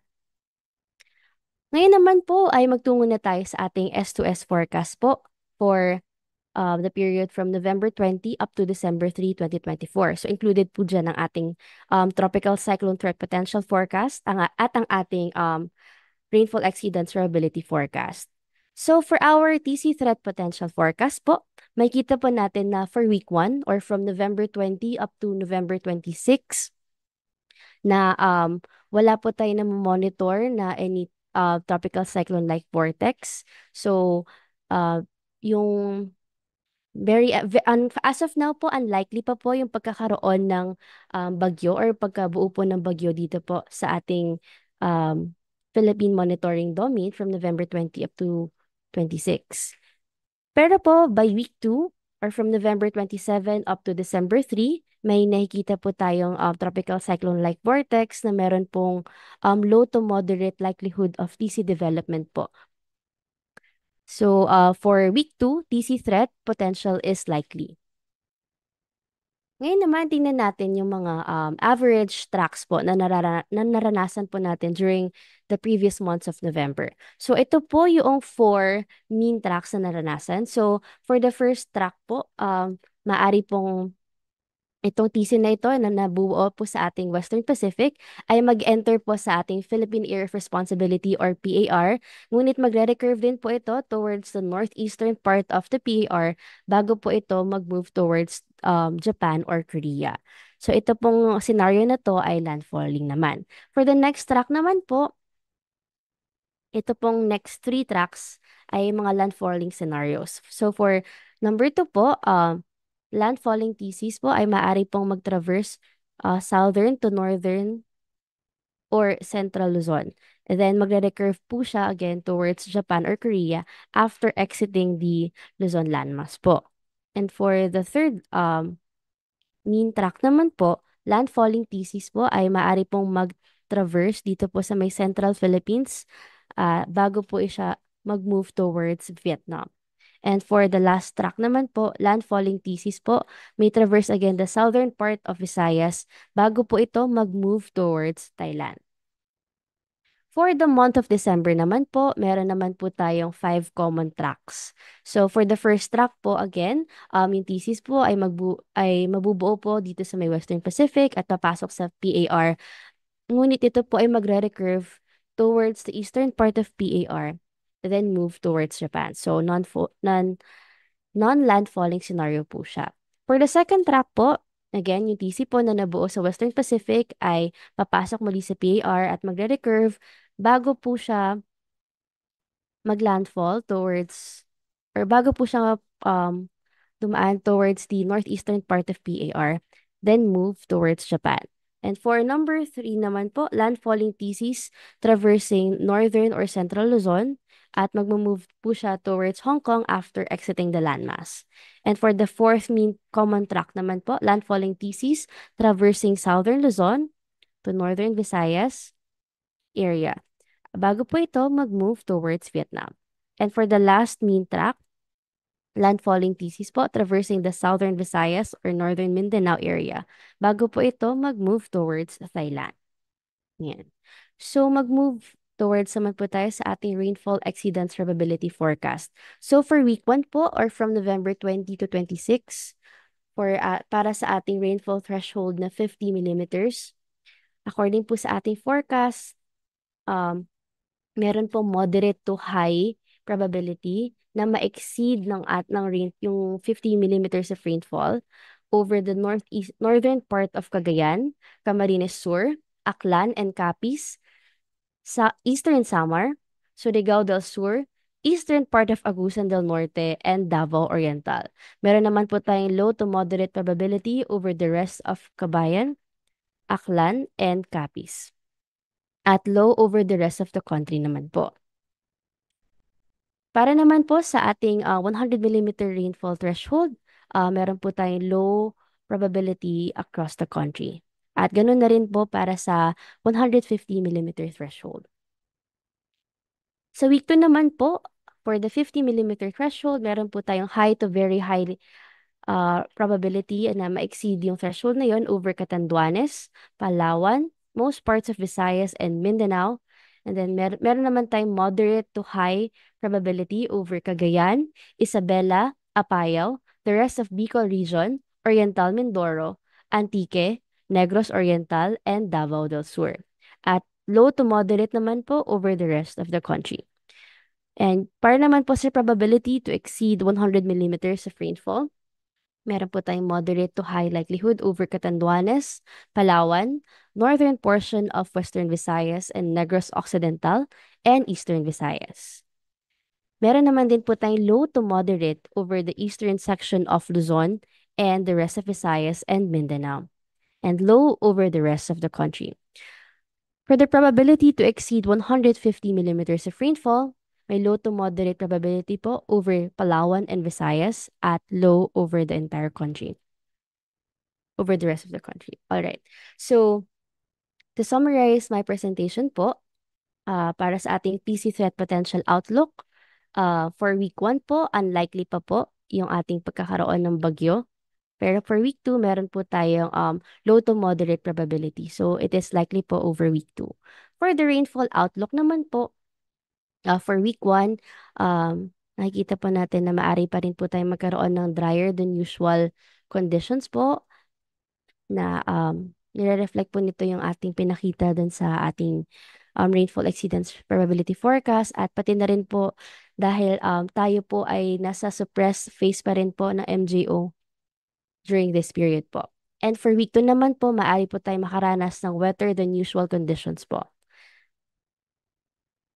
So again, ito pong ating PC threat potential forecast ay ina-update po namin thrice a week po, every Monday, Wednesday, and Friday. So pagka nagpunta po kayo sa ating website ng Pag-asa ay nasa landing page po siya. So punta po tayo sa ating drop-down menu ng tropical cyclone at piliin lamang po ang PC threat potential forecast or pwede niyo pong gamitin ang link na nasa taas para mapunta na po kayo directly sa ating forecast na ito. At nire-release na rin po natin ito sa aming Facebook page. At para naman po sa ating rainfall exceedance forecast, ay punta na lang po tayo sa climate menu. Makikita po natin ang climate prediction at andyan po yung sub-seasonal forecast. So makikita niyo po sa link na yan, yung probabilistic forecast po for the next 2 weeks. Ina-update din po namin ito every Monday, Wednesday, and Friday. So ayun lamang po ang aking presentation. Maraming salamat po.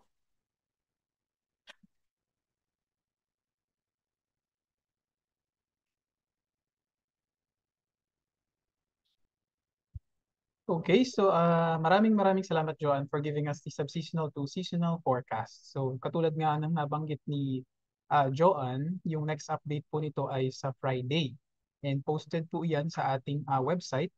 So nandun po yung technical explanation ng forecast and meron din po tayong posted sa ating Facebook na mas simplified version and translated to Filipino para mas maunawaan ng ating mga kababayan yung ibig sabihin ng inilalabas na forecast. So magandang updated po tayo dito sa S2S forecast na inilalabas ng Climate Monitoring and Prediction section, lalo na po yung tinatawag nating Tropical Cyclone Threat Potential Forecast. So para mas updated po kayo kung gaano po kataas o kababa yung tsansa na may mabuong bagyo sa loob ng 2 linggo since subseasonal to seasonal, subseasonal po yung time scale natin.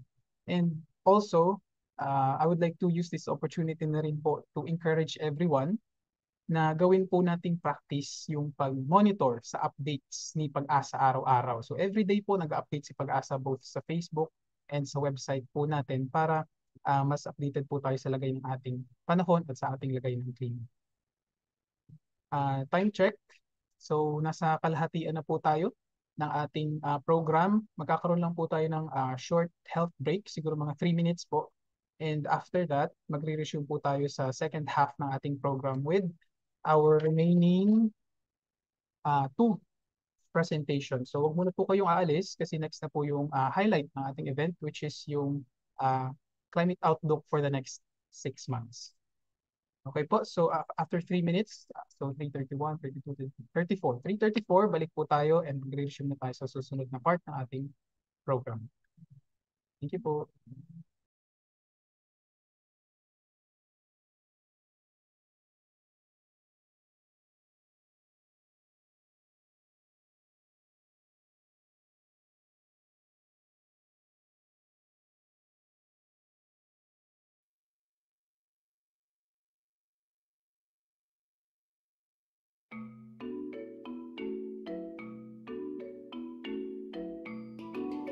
Ang ENSO Alert and Warning System ng DOST Pag-asa ang siyang magbibigay babala sa ating mga kababayan kung posible ba ang isang El Nino o La Nina event. Ito rin ang siyang nagsisilbing instrumento na naglalayong magbigay gabay para sa gagawing paghahanda ng ating pamahalaan, local government units at mga climate-sensitive sectors tulad ng sa agrikultura para sa epektong dulot nito. Nahahati sa 4 na level ang ENSO Alert and Warning System na ini-issue ng Pag-asa tuwing may El Nino o La Nina. Iyon ay ang Watch, Alert, Advisory at Final Advisory. Ang El Nino o La Nina Watch ay ini-issue kapag ang oceanic at atmospheric indicators ng Central at Eastern Equatorial Pacific ay nasa favorable conditions at ang tsansa o probability na may mabuo o ma-develop na isang El Nino o La Nina event ay umabot na ng 55% o higit pa sa susunod na 6 na buwan. Itinataas naman sa alert level ang warning na ini-issue kapag ang Oceanic Nino Index o yung tinatawag na ONI na katumbas ng positive 0.5 degrees Celsius o higit pa o negative 0.5 degrees Celsius o mas mababa pa ay inaasahan sa susunod na 2 hanggang 3 buwan at may 70% probability o tsansa na ito ay ma-develop. Ang pinakamataas na level naman ng warning ay ang advisory na kung saan ang isang El Nino o La Nina event ay kasalukuyang nangyayari na at inaasahan na magpapatuloy pa sa mga susunod na buwan. Ibinibigay naman ang final advisory kapag tapos na ang El Nino o La Nina event o kapag ang Central and Eastern Equatorial Pacific ay nasa neutral condition na. Ang ENSO Alert and Warning System ng Pag-asa ay maaaring ihalintulad sa isang runner na naghahanda sa pagtakbo. Kapag nagsimula na ang monitoring and assessment ng Pag-asa para sa isang El Nino o La Nina event, naglalabas ito ng mga sumusunod: Monthly Climate Assessment and Outlook o MCAO at Press Statement para sa kategoryang Watch. May kasamang Drought and Dry Spell Assessment naman kapag Alert, at El Nino Advisories naman para sa kategoryang Advisories. Kapag naman natapos na ang El Nino o La Nina, ay nag-i-issue ang Pag-asa ng tinatawag na Final Advisory. Ano-ano nga ba ang dapat gawin kapag nagsimula ng mag-issue ang ahensya ng mga alerts and advisories? Una, ugaliing manood ng mga buwanang forum na isinasagawa ng ahensya para magbigay updates sa magiging lagay ng ating klima sa mga susunod na buwan. Pangalawa, makinig sa mga payo ng lokal na pamahalaan sa kung anong mga hakbang ang kanilang gagawin base sa abiso ng Pag-asa. At pangatlo, mag-imbak at magtipid ng tubig kapag may El Nino.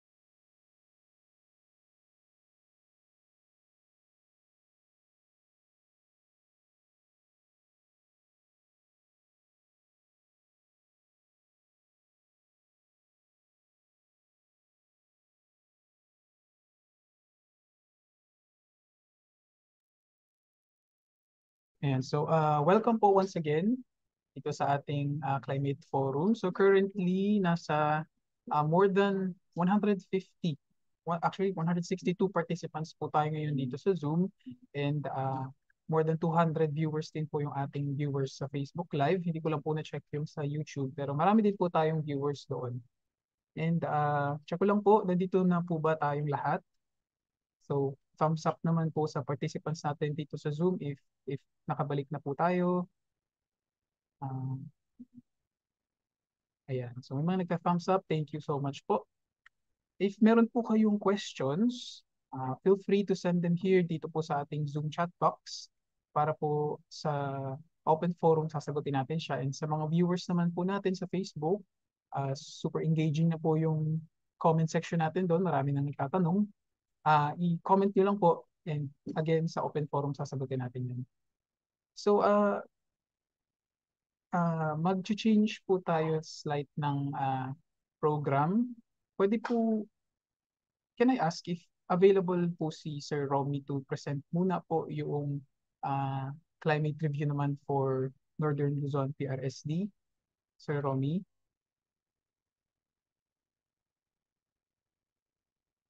Hello po. Okay, so wait. So nakita ko po yung chat ni Sir. Sige Sir, go ahead lang po. So in the meantime, habang nagpe-prepare po si Sir Romy, i-acknowledge ko lang po yung presence ng ating mga participants from DOST. So meron po tayong participants from DOST dito sa loob ng Zoom, and from MGB, meron din po. From PSHERD, nakita ko po meron tayong participant from PSHERD. Center of Hope, may nanonood po sa Facebook. Yeah. And yung pong ating FAO Philippines, andito po si Tsencio Dorji from FAO Philippines, yung ating International CIS Advisor for SSCIS project. And Tadeco, so andito rin po sila. And sa BSWM. So nakita ko rin po meron tayong kasamahan from BSWM. And sige, tingin na rin po ako dito. From DILG, meron din po. And sino pa ba?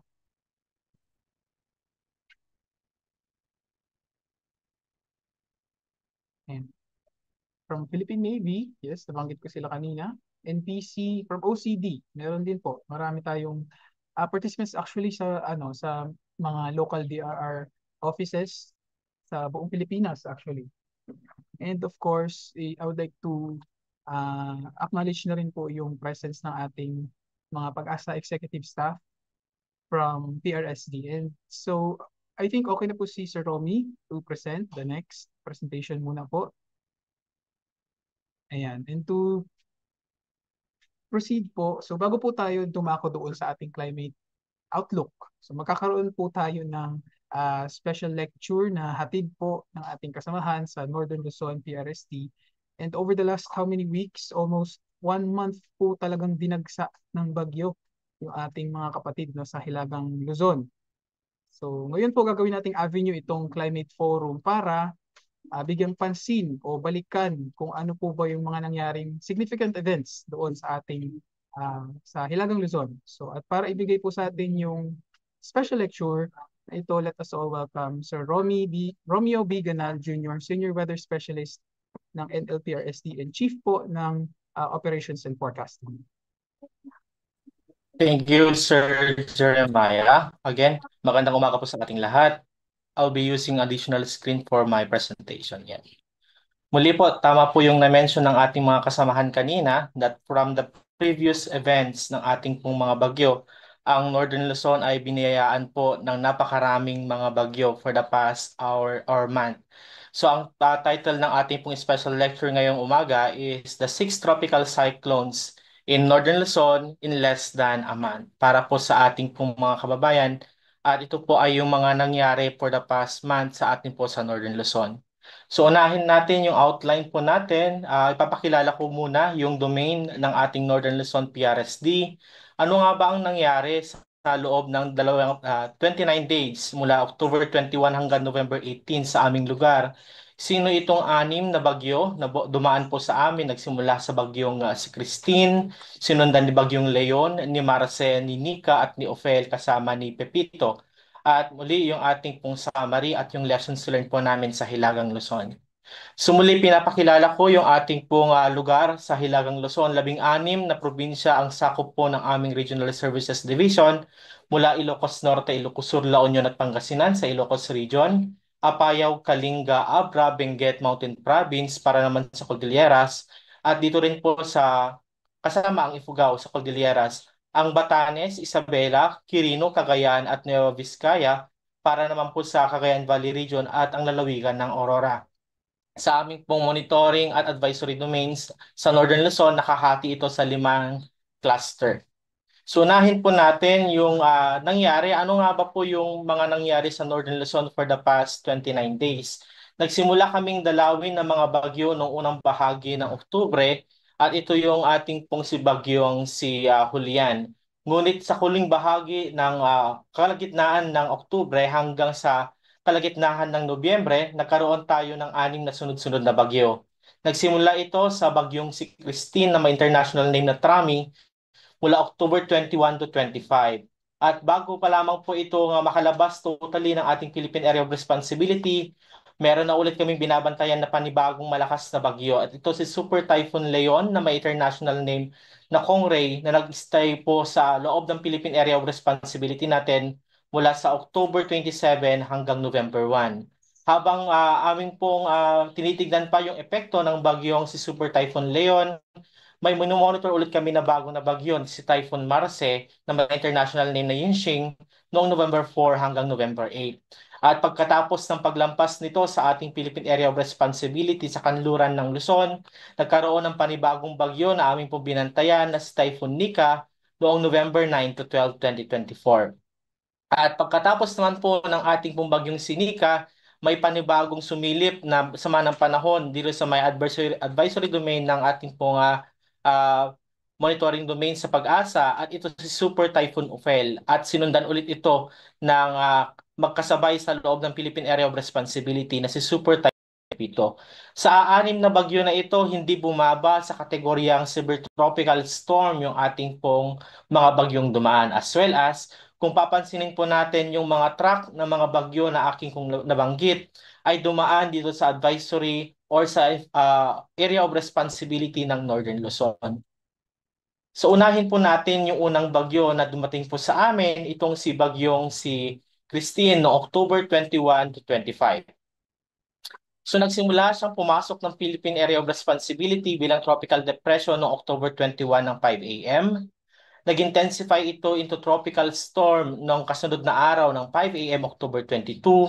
Ito ay nag-accelerate o bumilis ang galaw patungo sa silangang bahagi ng Hilagang Luzon noong October 23 ng 11 a.m. Nag-intensify further into a severe tropical storm malapit sa silangang bahagi ng Aurora Province noong October 23 ng 5 p.m. Naglandfall at 2 a.m. sa may Divilacan, Isabela at magkocross dito sa may timog na bahagi ng Cagayan Valley Region at ng Cordillera Administrative Region patungo sa kanlurang bahagi ng Ilocos Region. Lumabas sa kalupaan ng Luzon at October 25, 2 a.m. at lumabas ng Philippine Area of Responsibility ng 2 p.m. ng October 25.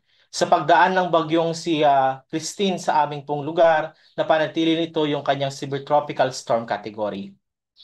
So ito po yung mga nakita po namin at inisyo natin ng mga warning sa pagdaan ng bagyong si Christine.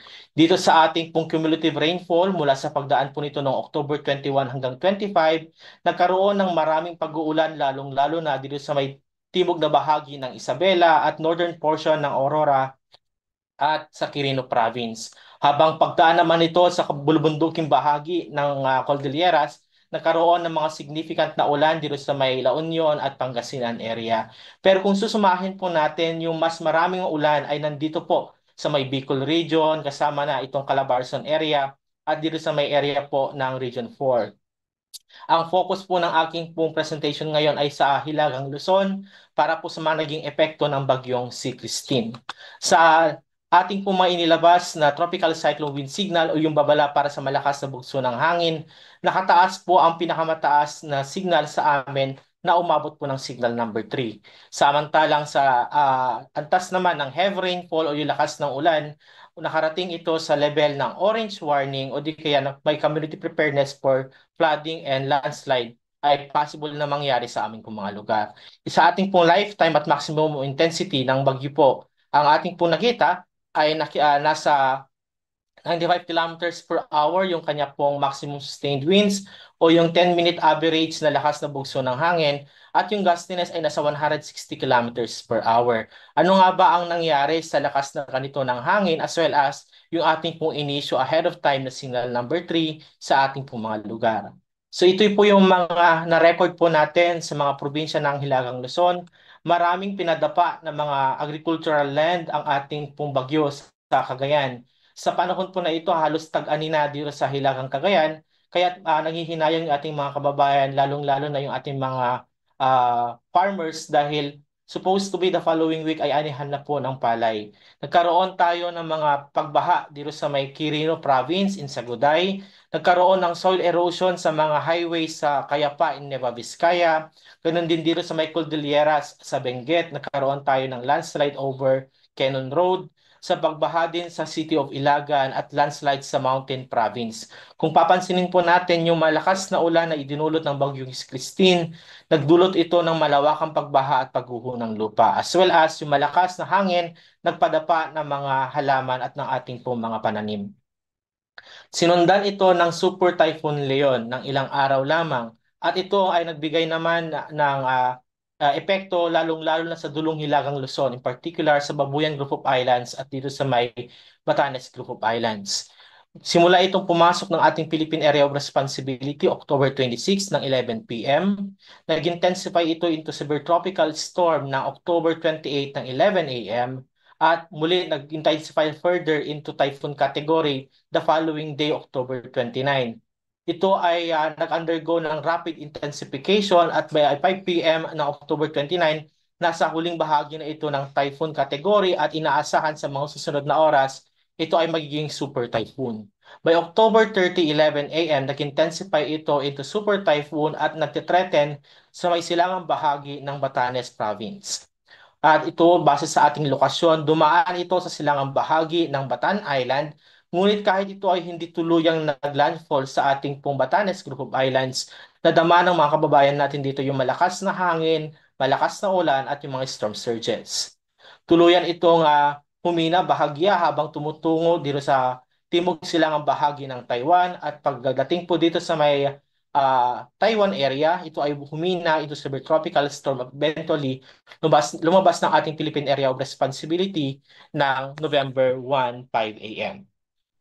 Ang mga nangyari sa pagdaan ng bagyong si Leon, kung mapapansin po natin, ang mga malalakas na ulan ay nandito po sa may Batanes Group of Islands na umabot po ng more than 300 millimeters ang pag-uulan. Samantalang sa mainland Luzon, in particular sa Hilagang Luzon, dito sa may Baguio City at sa buong probinsya ng Benguet kasama ang probinsya ng Pangasinan, ay nakapag-record ng 200 to 300 millimeters. Sa antas naman po ng ating pong pinakamataas na wind signal na nai-issue sa ating pong pagdaan ng Super Typhoon Leon, na itaas po ang signal number 5 para sa hilagang bahagi ng Batan Island at sa munisipyo ng Itbayat. In terms of the issued heavy rainfall warning, umabot tayo ng orange rainfall warning para sa Babuyan Group of Islands at sa Batanes Group of Islands. So sustained winds ng bagyong si Kongray ay meron umabot ng 195 kilometers per hour which is above doon sa inaasahan natin na 185 na super typhoon category as well as umabot ito ng 240 kilometers per hour. So itong ganitong kalakas po ng hangin, kayang-kaya po niyang maglipad ng buong bahay na sa malapit sa dadaanan po ng kanya pong eyewall. So ganito yung naging sitwasyon ng probinsya ng Batanes sa pagdaan po ng bagyong si Leon. So mapapansin po natin dito, hapon pa lang bago ito lumapit ay naging masama ng panahon ng karagatan, malakas na ang bugso ng hangin as well as yung mga malalakas na mga pag-uulan. Sa mga lugar sa Itbayat at Batan Island, nasira pati mga old or century-old churches natin made from stone walls as well as nalipad yung mga bubungan ng ating pong mga bahay at struktura dito sa lugar na ito. Dito naman, sa mas malapit sa ating pong northeastern side ng Cagayan, nagkaroon tayo ng mga situation ng storm surges over Santa Ana dahil sa patuloy na pagtataas ng ating pong mga pag-alon malapit sa mga dalampasigan, as well as meron tayong mga nahulog na mga fisherman's cottage sa Apari in Cagayan dahil po sa paghampas ng alon dito po sa ating pong Northern Cagayan coastal communities. Ilang araw lang ang nakalipas, dumaan naman ang bagyong si Marce at ang tinumbok naman yung pagitan ng unang dinaanan ng bagyong Christine at ng bagyong si Leon. Dumaan ito sa northern portion ng probinsya ng Cagayan, northern portion ng Apayao at northern portion ng Ilocos Norte. Sa kanyang meteorological history, na-develop siya sa labas ng Philippine Area of Responsibility noong Sunday of November 3. Pumasok sa loob ng Philippine Area of Responsibility alas 2 ng madaling araw ng November 4 at nag-intensified into severe tropical storm noong November 4 at 11 p.m. So pumasok po siya bilang tropical storm at nag-intensify into severe tropical storm at intensified further into typhoon category. Malayo pa lamang po dito sa ating pong silangan ng Bicol region ay nasa typhoon category na ito. At ang kanya pong landfall na unang nangyari dito sa may Santa Ana, Cagayan noong 3:40 or hapon ng November 7. At ito po ay dumaan sa mga malapit sa Babuyan Group of Islands at Northern Cagayan area.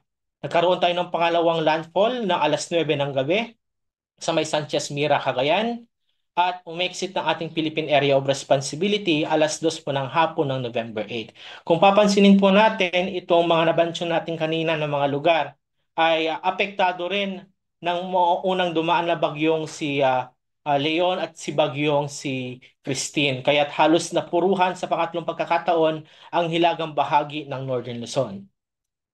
Sa ating pong mga paulan na na-record, although hindi siya tulad ng maunang bagyong si Christine at si Leon na maraming paulan, nakapag-record tayo ng 200 to 300 millimeters at ito ay concentrated dito sa northern portion ng Northern Luzon, in particular sa probinsya ng Cagayan, Apayao, Ilocos Norte at Northern Isabela. At sa atin naman pong inisyo ng mga signal number na itaas ang pinakamataas po na signal number 4 dito po sa Northern Cagayan, Northern Apayao, Northern Ilocos Norte at Babuyan Group of Islands.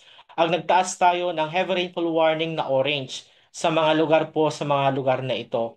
Sa ating pong pagtansya sa maximum sustained winds, umabot ito na 175 kilometers per hour at gustiness na 215 kilometers per hour. So somehow, ganito po kalakas yung hangin na nadama dito sa may malapit sa sentro ng bagyong si Marce. So ito yung mga na-record natin na mga observations sa ground bago pa lamang po mag-landfall yung bagyo o dito sa may start ng Santa Ana, naramdaman na po yung bagsik ng hangin at ulan. At nung malapit na po itong mag-landfall dito sa may Santa Ana, Cagayan, halos nagkakaroon ng zero visibility dahil sa paghalo ng malakas na ulan doon po sa malakas na bugso ng hangin. Sa atin namang pong mga lugar na malapit sa dinaanan ng bagyo sa Ilocos Norte, sa lakas po ng alon at lakas ng bugso ng hangin, may dalawang sumadsad na international vessels sa dalampasigan ng Curimaw, Ilocos Norte. Nagkaroon ng malakihang landslide sa Tinglayan, Kalinga na pumutol sa kalsada moving towards the province of Kalinga as well as in Abra, nagkaroon po ng mga malawakang pagkakaroon ng landslides at rock slides. Lalong-lalo na po dito sa may side sa malapit sa northern portion ng Abra. Ilang araw lang ang nakalipas, muli dumaan naman ang isa pang typhoon na si Typhoon Nika. Sa kanyang meteorological history, nabuo ito bilang tropical depression malapit sa boundary ng Philippine Area of Responsibility ng Sabado ng November 9. At nag-intensified further ito the following day or by afternoon dito po sa may silangang bahagi ng Luzon at ng Visayas. At nung dumating yung kasunod na araw na November 10, nag-intensified further ito into severe tropical storm. So halos nagkaroon tayo ng situation ng rapid intensification sa ating pong bagyong si Nika. Naging typhoon ito sa silangang bahagi ng Aurora at Quezon Province alas 2 ng madaling araw ng November 11. At ito ay nagkaroon ng landfall scenario sa may munisipyo ng Dilasag sa lalawigan ng Aurora, alas 8:10 ng umaga ng November 11. Tinahak ng bagyong Sinika itong timog na bahagi ng Cagayan or ng Isabela area malapit sa northern portion ng Quirino at Nueva Vizcaya, tumawid sa mga lalawigan ng Ifugao at Mountain Province patungo dito sa bahagi ng Ilocos Sur. Tumawid siya ng ating pong kalupaan na nasa typhoon category. At lumabas ng landmass ng Monday ng 11 November at 5 p.m. at lumabas na ng ating Philippine Area of Responsibility ng Tuesday ng 5 p.m. Sa pagdaan naman ng bagyong si Nika, naapektuhan ulit itong portion naman, southern portion ng ating pong Cagayan Valley Region, central portion ng Cordillera Administrative Region at Ilocos Region. Sa ating pong mga naitala na mga pag-uulan from November 9 to 12, halos concentrated yung mga paulan po natin dito sa mga dinaanan ng bagyong si Nika. As well as dumadaan ngayon yung ating pong bagyo sa mga maliliit na ilog within the Sierra Madre at Cordillera Mountain Ranges, at yung mga tubig na ito ay tributary ng ating pong pinakamalaking river basin sa buong bansa, ang Cagayan River. At base po sa ating monitoring, nagsimula tayo nagkaroon ng pagbaha at malawakang pagbaha sa loob ng Cagayan River Basin sa pagdaan ng bagyong Sinika. Sa ating pong mga signal number, ang pinakataas na naitaas po natin ay signal number 4 doon sa direktang naapektuhan ng bagyong Sinika. At ang pinakamataas na rainfall advice or rainfall warning na nai-issue ay red rainfall warning, lalong-lalo na sa Aurora, Kasiguran at Isabela. Sa lakas ng hangin, umabot ito ng 130 km per hour na maximum sustained winds at gustiness na umaabot ng 180 km per hour. Sa mga naging epekto ng ating pong bagyong Sinika, dito sa may Dinapigue, Isabela, kung saan malapit yung dinaanan po ng bagyo, ganito po yung hampas ng hangin at ulan. Halos nagkakaroon ng visibility dahil zero visibility dahil sa malakas na hangin at hampas po ng ating pong malalakas na ulan. Sa Baggao, Cagayan naman, prior sa pagdating ng bagyo na Sinika, nagkaroon ng mga multiple flash flooding sa mga nasa babain ng ating pong Sierra Madre Mountain Ranges. As well as dito, sa City of Santiago, mapapansin na ito ay dinaanan ng bagyong si Nika noong alas 11 o alas 10 ng umaga, at napapansin po natin kung gaano kalakas yung mga hangin at yung mga pag-uulan. Makalipas ang 12 oras, nakita natin na nagkaroon na ng widespread flooding sa Cagayan River, at ito na yung sitwasyon ng Tuguegarao City. Samantalang ang Mountain Province ay nagkaroon ng multiple landslide at rock slide, at may naputol na bridge na kumonekta sa mga bayan ng Quirino in Difon, Quirino. So halos ganito yung naging nangyari sa pagdaan naman ng bagyong Sinika. Ilang araw lamang ay dumaan ang bagyong si Super Typhoon Ophel. At sa ating pong monitoring, pumasok siya bilang tropical storm, at ito ay nag-intensify into a severe tropical storm ng November 5 or November 12, 5 p.m. Nag-intensified further into a typhoon category 5 a.m. of the following day, November 13, at nag-undergo ng intensification at naging super typhoon bago ito tuluyang lumapit sa silangang bahagi ng lambak ng Cagayan. Una itong nagkaroon ng landfall scenario dito sa may Baggao in Cagayan at 1:20 p.m. at ito ay dumaan sa northeastern side ng lalawigan ng Cagayan. Nag-weekend further ito habang nasa Babuyan Channels, kanlurang bahagi ng Batanes Group of Islands, at lumabas ng ating Philippine Area of Responsibility November 15, 5 p.m. So halos nandun pa rin yung mga dinaanan ng bagyo sa previous na 4 na bagyo po natin mula kay Christine. Apektado ulit ang lampak ng Cagayan. At ito yung mga nakita po natin. So halos yung concentration po ng ulan, binagsak po niya dito sa may bahagi ng Sierra Madre at Northern Cagayan.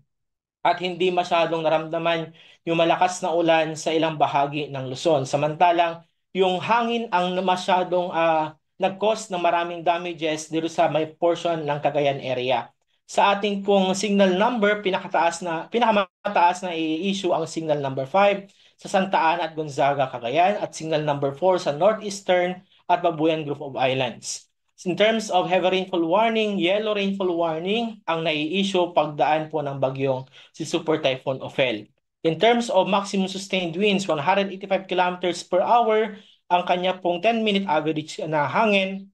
At yung pressure po natin dito is gustiness is 230 kilometers per hour. So halos concentrated yung malakas na hangin at ulan sa sentro ng bagyong Sea Ophel. Ito po yung sitwasyon ng Gonzaga, Cagayan, alas 4 ng hapon. Malapit ito sa sentro ng bagyo at papunta sa direksyon Pahilaga. So halos nakita po natin kung gaano kalakas yung hangin at ulan, as well as dito sa may malapit sa Santa Ana, kung saan naramdaman po yung malakas na ulan at hangin ay halos nagkakaroon ng zero visibility. Kinaumagahan, tumambad yung epekto ng malakas na ulan sa northeastern Cagayan. So halos itong bulubunduking bahagi ng Sierra Madre nagkaroon ng ragasya or flash flood, at doon sa nakita po natin na debris, karamihan po dito ay mga putol na punong kahoy at mga nabuwal na punong kahoy. May nasira na tulay sa Gonzaga, Cagayan in San Jose, at dito naman po sa may malapit sa landfall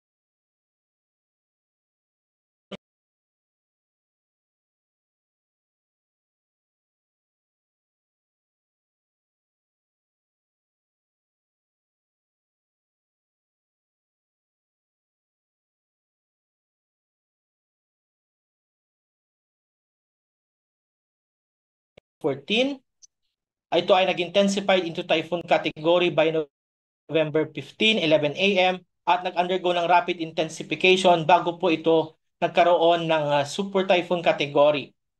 Naging super typhoon ito ng 11 a.m. November 16, unang naglandfall sa Panganiban, Catanduanes, gabi or 9:40 p.m. ng November 16, tumahak sa silangang bahagi ng Quezon at ng Aurora Province at nagkaroon ng pangalawang landfall sa Dipakulaw, Aurora alas 3:20 ng hapon ng November 17. Tumahak ang bagyo sa mga probinsya ng Aurora, Quirino, Nueva Vizcaya, Benguet, Patawid ng La Union area bilang super typhoon at bahagyang humina into typhoon category November 17, Friday ng gabi. Ito ay nag-weaken further into severe tropical storm the following day, Saturday, November 18, at lumabas ng ating Philippine Area of Responsibility tanghali ng November 19, Sunday. Sa ating concentration ng mga paulan, so halos nakita na nandito po sa may Cordillera Mountain Range, ang ating pumalakas na ulan, southern portion ng Cagayan Valley, at dito sa may mga probinsya ng Central Luzon at sa probinsya ng Pangasinan. Sa ating pong level or signal number, pinakamataas po na nai-issue signal number 5 over the provinces of Quirino, Nueva Vizcaya, and Aurora. As well as yung pinakamataas na heavy rainfall warning po natin ay orange rainfall warning para sa probinsya ng Nueva Vizcaya at Quirino. Dumaan din yung ating pong lalakas na mga pag-uulan dito po sa Magat Reservoir na nagkaroon po ng significant na pagtaas ng level sa mga sumunod na oras. Sa lifetime maximum intensity ng bagyong si Super Typhoon Pepito, meron siyang sustained winds na 185 kilometers per hour at siya po ang nagtala ng pinakamataas na gustiness na umabot ng 305 kilometers per hour. At yung kanya pong mga naapektuhang lugar, itong timog na bahagi naman ng Northern Luzon. So ito yung naging situation sa impact po ng ating pong bagyong si Pepito. Nagsimula yung mga magbaha po natin nung bagyong kay Nika at tuloy-tuloy sa bagyong Pepito para sa Tuguegarao City. Makikita yung lawak ng pagbaha sa Central Isabela in particular, dito po sa may Middle Cagayan River. At nakita rin po natin yung epekto ng malakas na hangin at ulan over the Aurora Province sa pagdaan po ng bagyo. Sa may Benguet at Nueva Vizcaya, nagkaroon tayo ng mga rock slides at pagkasira ng National Highway dahil sa soil erosion, at sa Pangasinan naman nagtumbahan ang mga puno dahil sa malakas na hangin. So for summary, ang Northern Luzon ay nakaranas ng 3 super typhoon, 2 typhoon at isang severe tropical storm for the last 29 days.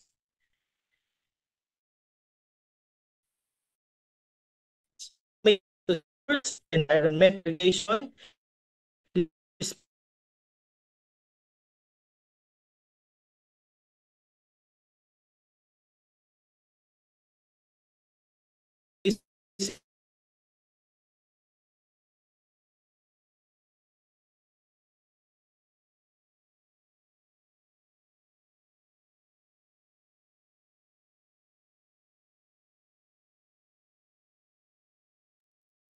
Hello, Sir Romy. May problema po ata yung audio niyo, sir.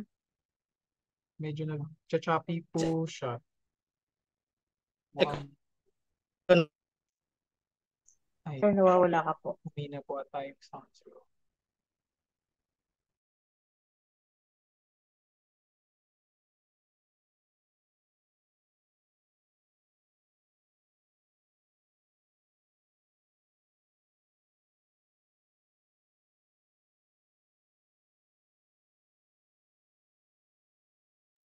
Sir Romy, naka-mute po kayo, sir.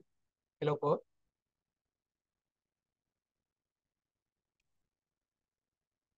Sir.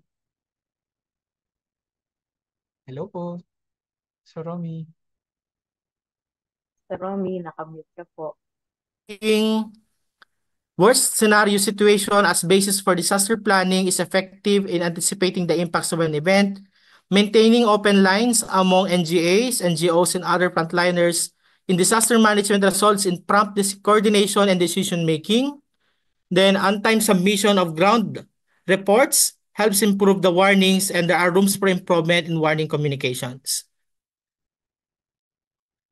Reasons why we are resilient in Northern Luzon, dahil meron tayong mga dedicated at hardworking weather forecasters, hydrologists, weather observers, and storm chasers. We are resilient because we have proactive and forward-thinking local DRM councils. We are resilient because we have persistent and steadfast responders on the ground. We are resilient because we prioritize safety of the people through preemptive evacuation. We are resilient because we have established coordination with local communities and leaders. We are resilient because we have learned our lessons from the past disasters. And we are resilient because we seek wisdom from God, use science in decision-making, and analyze the situation calmly. At bilang panghuli, we've been given a warning by science and a wake-up call. It is up to us now to heed them. So yun lamang po at maraming salamat. Yan. So maraming salamat po, Sir Romy, sa pagpapaunlak sa aming imbitasyon dito para po dito sa forum na ito. And nakikiisa po kami sa pagbangon niyo pong muli dyan sa Northern Luzon. So again, maraming salamat po at mag-ingat po kayo. Now, without further ado, dumako na po tayo sa pinaka-highlight nitong ating forum, no? Yung last presentation po natin. And to give us yung outlook for the coming months, ano po ba yung magiging kalagayan ng ating klima sa susunod na mga buwan? Let us so welcome Ms. Annalisa Esolis, the Assistant Weather Services Chief of the Climate Monitoring and Prediction Section.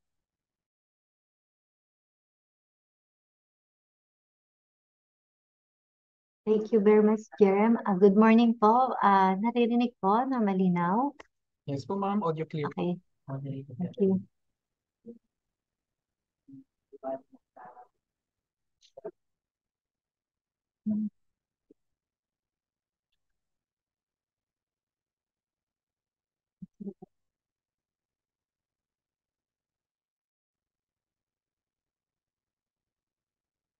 Okay, so good morning, everyone. So here's our climate outlook for the next 6 months that covers December 2024 to May 2025.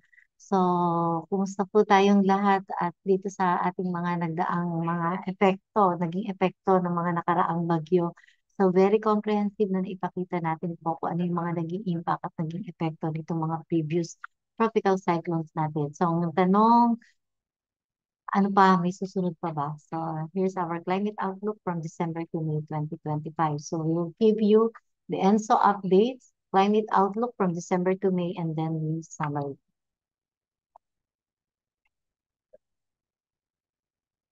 So, here's the latest conditions in the tropical Pacific when we try to monitor yung ating El Niño or La Niña, yung ENSO update natin. So, dito makikita natin yung dalawang indicators natin, yung oceanic indicator and yung atmospheric indicator para ma-monitor natin itong ongoing na mga ENSO events such as kung merong El Niño or La Niña condition. So dito sa kaliwa, yung kondisyon ng ating karagatan, yung sea surface temperature, na kung saan yung kulay blue shades, nakikita natin yung unusual cooling at the central and eastern equatorial Pacific at yung cooling ay nakakoncentrate lalo na dito sa eastern equatorial Pacific Ocean. While makikita naman natin yung unusual warming dito sa Western North Pacific Ocean, kasama na po yung karatig na karagatan dito sa ating bansa. So ito yung situation natin na nakakakita tayo ng seesaw pattern, yung warming on the West Pacific and unusual cooling naman dito sa Central at Eastern Equatorial Pacific.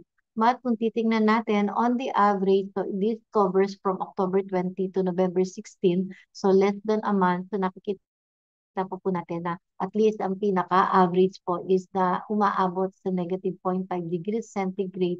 Pero kung titingnan natin yung buong kabuuan ng buwan ng November or October, ay hindi po naaating pa yung tinatawag natin threshold para matawag natin siyang isang ganap na La Nina condition. So makikita natin below average outgoing long wave radiation. So ibig sabihin po kapag kulay blue ay enhanced convection and precipitation kapag negative yung OLR anomaly natin, which is concentrated dito sa may parte ng Luzon area at particularly po yung mga lugar na dinaanan ng ating mga bagyo.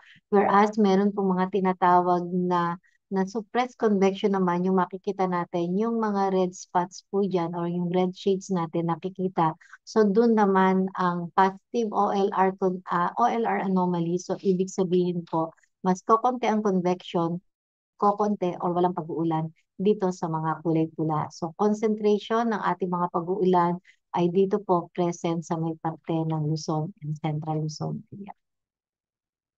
Kanina, ipinakita na po ng ating mga kasamahan dun sa climate review yung mga key ingredient kung bakit nagkaroon tayo ng mga tinatawag na mga tropical cyclone at napaka mapaminsala in terms of maximum sustained wind at yung mga rain-bearing or yung mga ibinibigay na pag-uulan nito. So ito po yung nakita natin na courtesy ng ating mga kalapit dyan po sa Central Weather Administration, Taiwan, na kung saan makikita po natin dun sa pinakikitang mas mainit na temperatura ng ibabaw ng dagat.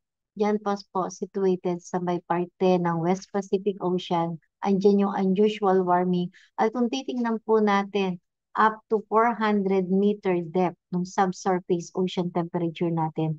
Dito po nakakoncentrate yung pinakamainit na temperatura ng dagat ng ibabaw at ilalim ng karagatan na kung saan makikita natin.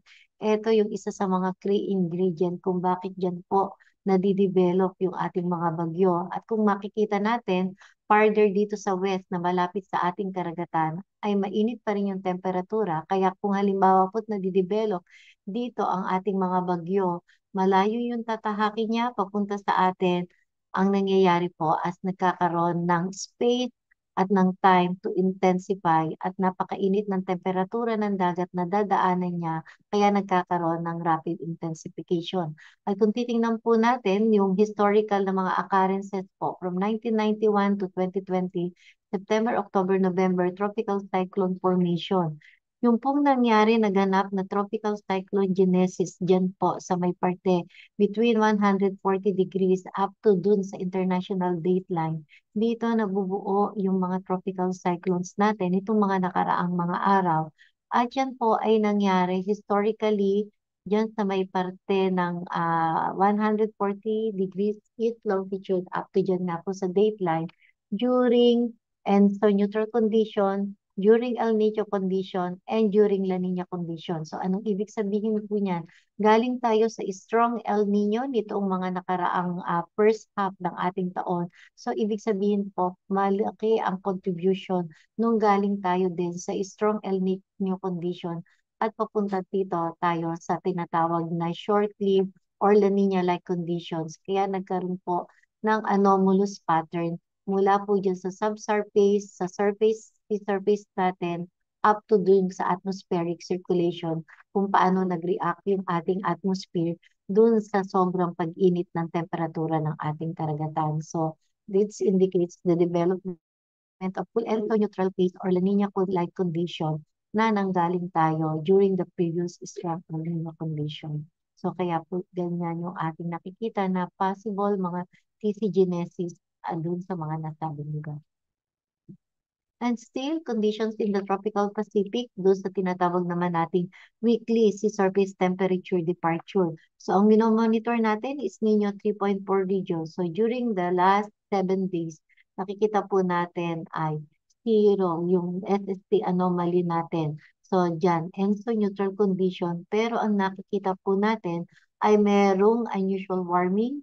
Diyan po sa Nino 1+2, yung nakikita natin kanina na sobrang lamig, ay nakikita po natin during this previous week ay nagkakaroon naman ng pag-init dito. At ang nakikita rin natin dito sa Nino 4, yung karagatan ng Dagat Pasipiko na malapit sa atin ay lubhang mainit pa rin o 0.2 degrees centigrade. So, noong nakaraang September, October, November, mas mataas po yung SST warming or SST anomaly dyan po sa may parte ng tinatawag na Nino 4 or Nino West, yung karagatang Pasipiko na malapit sa atin.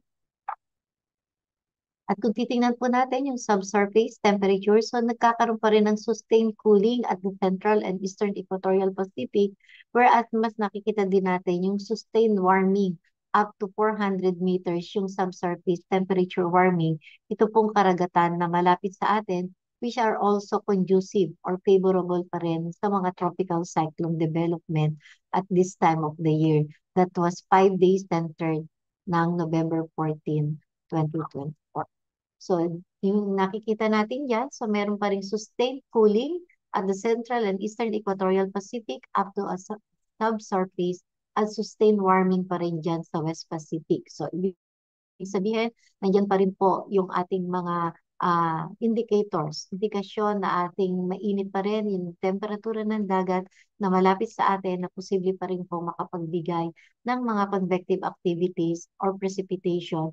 Hindi lang po necessarily kagaya ng bagyo, kundi po yung nabanggit natin kanina, mga intertropical convergence zone as well as itong mga shear line at yung pagdating po, yung pag-arrive ng ating northeast monsoon or amihan season. So ano yung chances kung magkakaroon pa ba tayo ng short-lived or weak La Nina condition? So for now, ang general statement natin ay La Nina-like condition dahil tinitingnan natin yung unusual warming na nagaganap dun sa West Pacific na karagatan sa atin. Pero yung threshold of ENSO, full ENSO neutral or yung La Nina-like conditions at yung pagkakaroon ng full-blown or well-established La Nina ay hindi pa rin po natin nakikita doon. And in terms of probability, more than 70% yung probability yung nakikita natin by November, December, January ay possible po na magkaroon tayo pa rin still ng weak La Nina or short-lived La Nina. But for now, still at La Nina-like conditions since itong October, November, December natin ay nakikita natin which is around more than 50% chances pa rin October, November, December. So meaning, itong November, December, January could be critical if we will be issuing La Nina advisory or not. But for now, La Nina alert is still higher probability or chances na marami tayong pag-ulan at maraming convective activities pa rin. Not necessarily na hindi lang dulot ng bagyo. So nakikita nga po natin yung 74% ang pinakamataas na probability that La Nina might still develop November, December, January season and might persist until January, February, March, April 2025 sa around 52% chances. Ayun po. So for now, yung general statement po natin is La Nina alert still persists with La Nina-like conditions currently prevail in the tropical Pacific. So ito yung unusual warning dun sa West Pacific natin. And most climate models combined with expert judgment suggest short-lived La Nina, around 74% chance developing in November, December, January 2024-2025 season and will likely persist until the first quarter of January, February, March 2025. So yan po yung general statement natin sa ngayon. And given those situations or conditions, ano yung posibleng maging impact or local effect nito sa atin when it comes to rainfall and temperature and number ng bagyo? And here's our climate outlook for the next 6 months that would cover December up to May 2025. So ito po yung mga weather systems na posibleng maka-apekto sa atin from December up to May 2025. So most of them are rain-bearing weather systems except for the ridge of high pressure area na posibleng makapagbigay sa atin ng maaliwalas na panahon or medyo mga mas mainit na temperatura, lalong-lalo na po dun sa first or second quarter po ng taon ng 2025.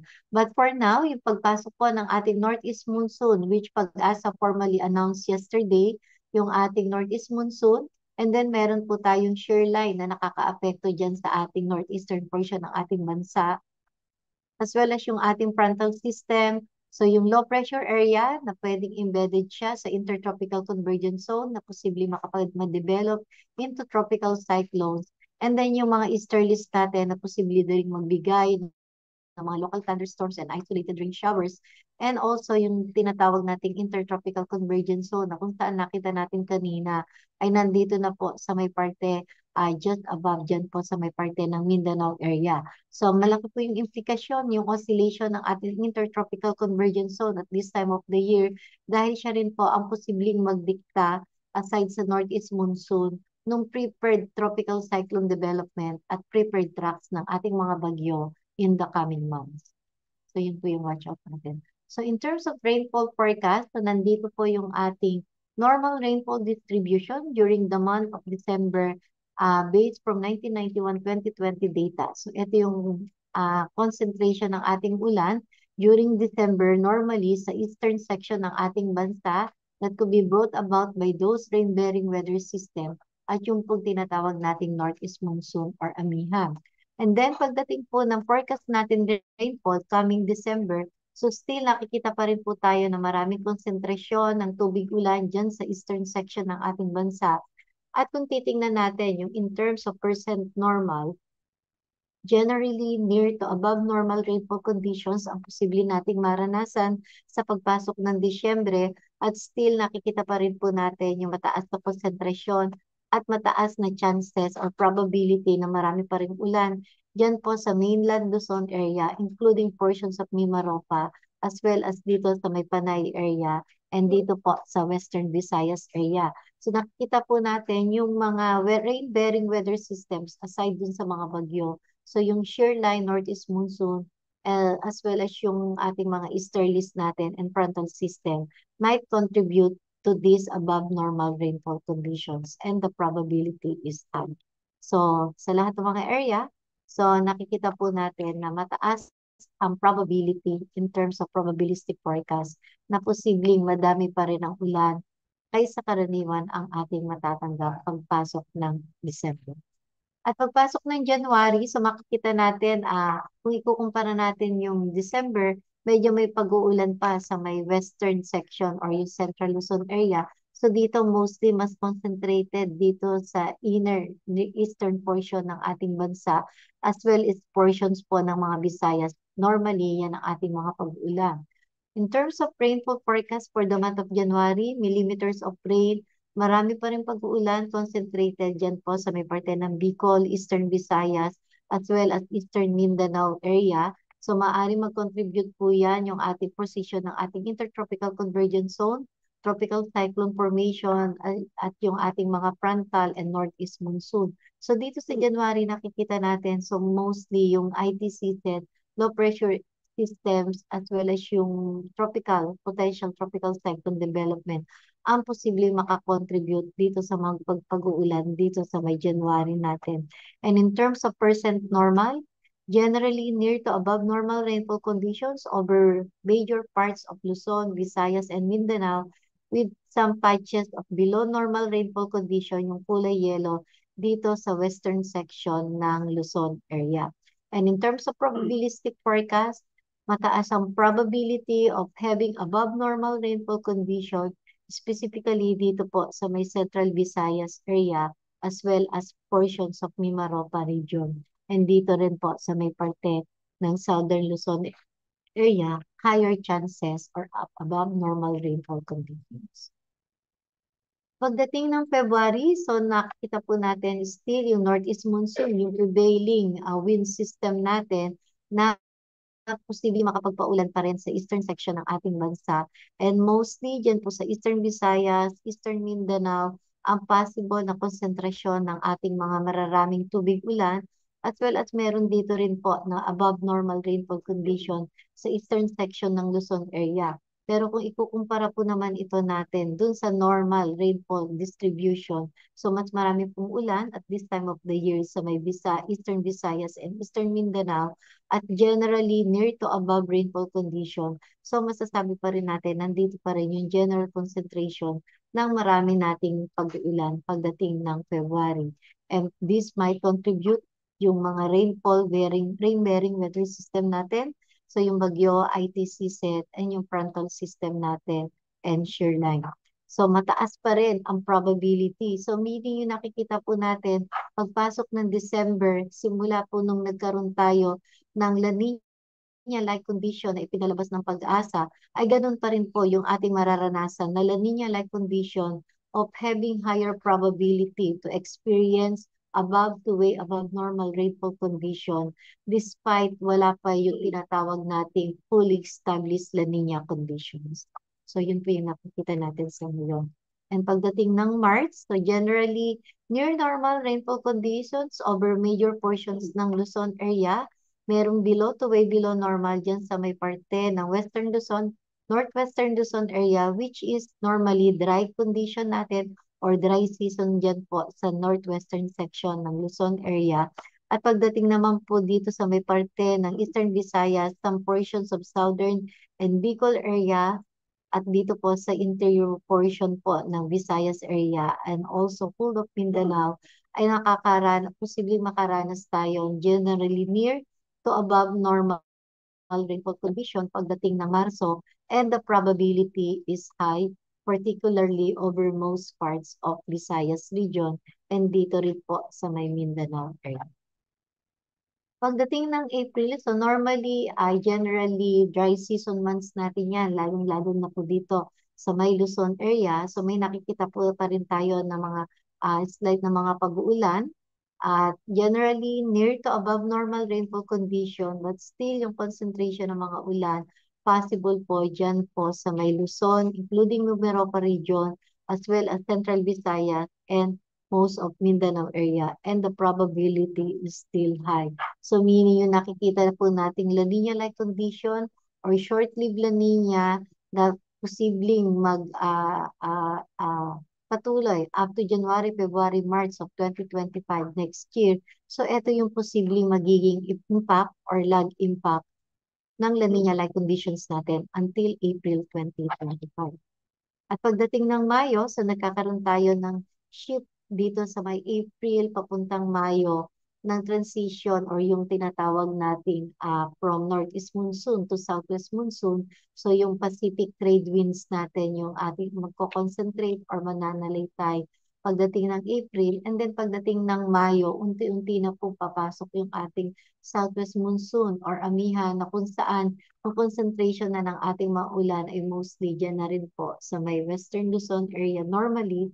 And then in terms of forecast rainfall, in terms of millimeter, marami na rin tayong pag-uulan pagdating ng Mayo muli dyan sa may Luzon area. And in terms of percent normal, generally near to above normal rainfall condition, pero nakikita natin yung mataas na posibilidad na above normal rainfall condition sa may parte ng Southern Luzon, Visayas, Bicol area, as well as dito po sa may parte ng extreme northwestern Luzon, Mindanao area, as well as Mimaropa region. And the probability is high. So para nakikita na natin dito yung pagpasok ng southwest monsoon dito sa mga lugar na ito or yung cross-equatorial wind flow doon sa southern hemisphere dahil andito yung possible na concentration ng ulan pagdating ng Mayo. So yung southwest wind flow natin in time for pagkakaroon ng habagat season natin, diyan na natin makikita yung concentration ng ating mga pag-uulan. So ito po yung ating table, disaggregated per province ng ating percent normal covering December 2024 up to May 2025. So makikita natin dito sa unang linya, itong percent na ito ay Luzon area, dito ay Visayas area, at dito sa dulo ay Mindanao area. So makikita natin generally during the forecast period, concentration ng near to above normal rainfall condition na concentrate over Visayas and Mindanao area as well as portions ng Calabarzon area and Bicol. Ayan po. Ito yung in terms of millimeters of rain. So, nandiyan natin yung minimum at yung maximum and yung mean possible na rainfall forecast natin during the forecast period sa mga nasabing probinsya at rehiyon. Watershed rainfall for selected dams natin. So, yung makikita po natin, mostly ay kulay green at kulay blue at meron pa rin po mga dark blue na generally below to near to above normal and merong mga way above normal rainfall conditions possible sa mga watershed natin dyan sa Lake Lanao, Magat, Malinaw during February. So, nandyan po yung ating mga forecast ng rainfall natin during those periods. So, i-consider din po natin kung ano yung normal or yung average rainfall during those periods. Baka naman mababa. So, kapag pinataas natin itong mga rainfall na ito, ay hindi naman din po masyadong significant. Depende dun sa normal rainfall distribution during those months sa mga nasabing watershed areas.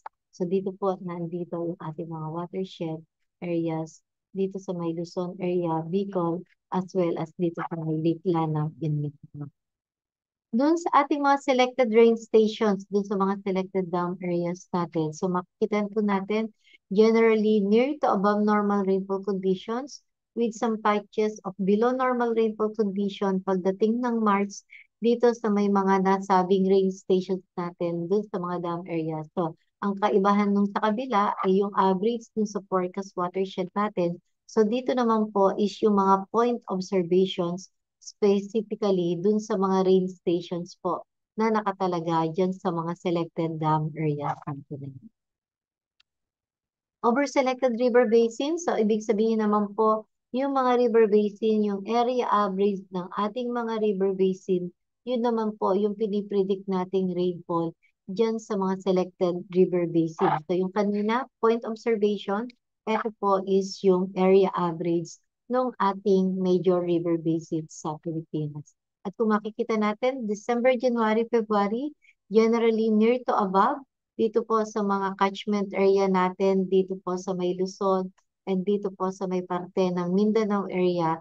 And then pagdating po ng January, sa may Luzon area ay generally below to near normal rainfall condition, although dito sa Pasig Laguna River Basin, may nakikita tayong above normal rainfall conditions dyan sa selected river basins natin. And then sa Mindanao, generally near normal. And pagdating ng February, near to above, pero meron po tayong nakikita na below normal dyan naman po sa Lawag River Basin. So, coincided dun sa rainfall distribution na forecast natin during the months sa may parte ng Western Luzon area. And then sa Mindanao, still generally above to way above dyan po sa mga catchment area, particularly sa may Agus River Basin and Cagayan de Oro River Basin. Pagdating ng March, April, May, so dyan po sa may Luzon area, generally near normal yung ating rainfall forecast natin with some patches of above normal, and dito po dun sa mga northwestern section dun sa ating mga river basins po ay below to way below normal rainfall, as well as dyan sa may Lawag River Basin. Pero dito po pagdating naman sa mga Mindanao catchment area natin, generally near to above during the forecast period, yan po sa may Mindanao, although may nakikita po tayong I think ito ay above normal po ito. Ito 120. So nagkamali lang po ng kulay. So we will still check on that. So ito po ay above normal. Nagkamali lang po ng kulay, but above normal rainfall po dyan sa Tagum, Libuganon River Basin. Bilang na may ulan, bilang ng araw na may ulan at bilang ng araw na walang ulan. So dry day defined here as day with less than 1 millimeter of rain or rainfall is observed or forecasted. So yung mas kulay blue, kulay brown at darker brown, yun po yung mga lugar na mas marami ang araw na walang ulan. Whereas yung kulay green up to darker shades of green, yan po naman yung lugar na mas kukonti ang bilang na walang ulan at mas marami naman yung araw na mas marami na mayroong ulan. So ulit po, kulay green to darker shades of green, yun po yung mas marami ang bilang ng mga araw na may ulan. So dito po nakikita natin concentrated na mas marami ang mga bilang ng araw na may ulan. Yan po sa may eastern section ng ating bansa, particularly dito sa eastern Luzon, down to northeastern portion, down to eastern portion ng Mindanao area from December, January, February, and then March. Pagdating po ng March, April, medyo mas madami na po yung lugar na mas kokonte or walang tubig ulan sa mga nasabing araw. So mas marami ang dry days pagdating ng March, April, and also pagdating po ng May dito sa may northern portion ng Luzon area. So concentrated yung mga eastern section ng ating bansa, yung mga araw na may ulan. So, ito po yung tabular representation po ng ating dry day forecast. So, kapag kulay pula, yung shades natin, ibig sabihin po, nabawasan yung mga araw na walang ulan. Ibig sabihin, mas nadadagdagan yung mga araw na may ulan. So, yung kulay blue shades naman, nabawasan yung mga araw na walang ulan at nadagdagan yung mga araw na may tubig ulan. Tama po. Ayan. So, ganun po yung So, yan din po sa may parte ng Visayas down to Mindanao area. So, ito naman po ay magiging readily available sa ating Pag-asa website ngayong hapon po para makita po natin itong mga list ng tables natin dun sa ating mga forecast, rainfall as well as dry day forecast. Temperature. So, nagpalabas na po ng formal declaration ng hanging amihan ng Pag-asa, but still on the average, nakikita pa po natin na meron pa rin tayong mga kulay pula. Ibig sabihin, above average pa rin po yung medyo mas mainit pa rin yung temperature dun sa mga nasabing lugar na may kulay pula. Pero kung titingnan po natin, pagdating ng January at February, mas nadadagdagan po yung near average or slightly below average nating pag-ulan na mas mainit na temperatura. So, mas madadagdagan yung mga lugar na mas malamig yung ating temperature. So, yung mga surges ng ating temperature of cooler than normal ay dyan po mostly mararanasan natin, lalo na pagdating ng January at February. Although dito sa may December, may mga areas na rin po tayo dahil ito naman po ay average sa isang buwan. So yung day-to-day natin, posible po tayo makaranas ng mas malamig na temperatura or yung tinatawag na surges ng ating northeast monsoon or amihan. Mararanasan na po natin yan unti-unti pagdating ng December, January, up to February.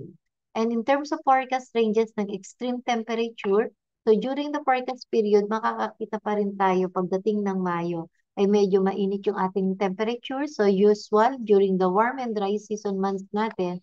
At dito naman po sa mountainous areas of Luzon, so nakikita natin pagsapit ng December up to May, nakikita natin pinakamalamig ng temperatura or posibleng makapagtala in an instant ng mababang temperature pagdating ng February. So historically po, January, February po talaga nakakaranas tayo ng mga cold surges or mas malamig na temperatura dulot ng ating amihan. So, hopefully ay mas malamig ang simoy ng hangin natin itong mga darating na Pasko.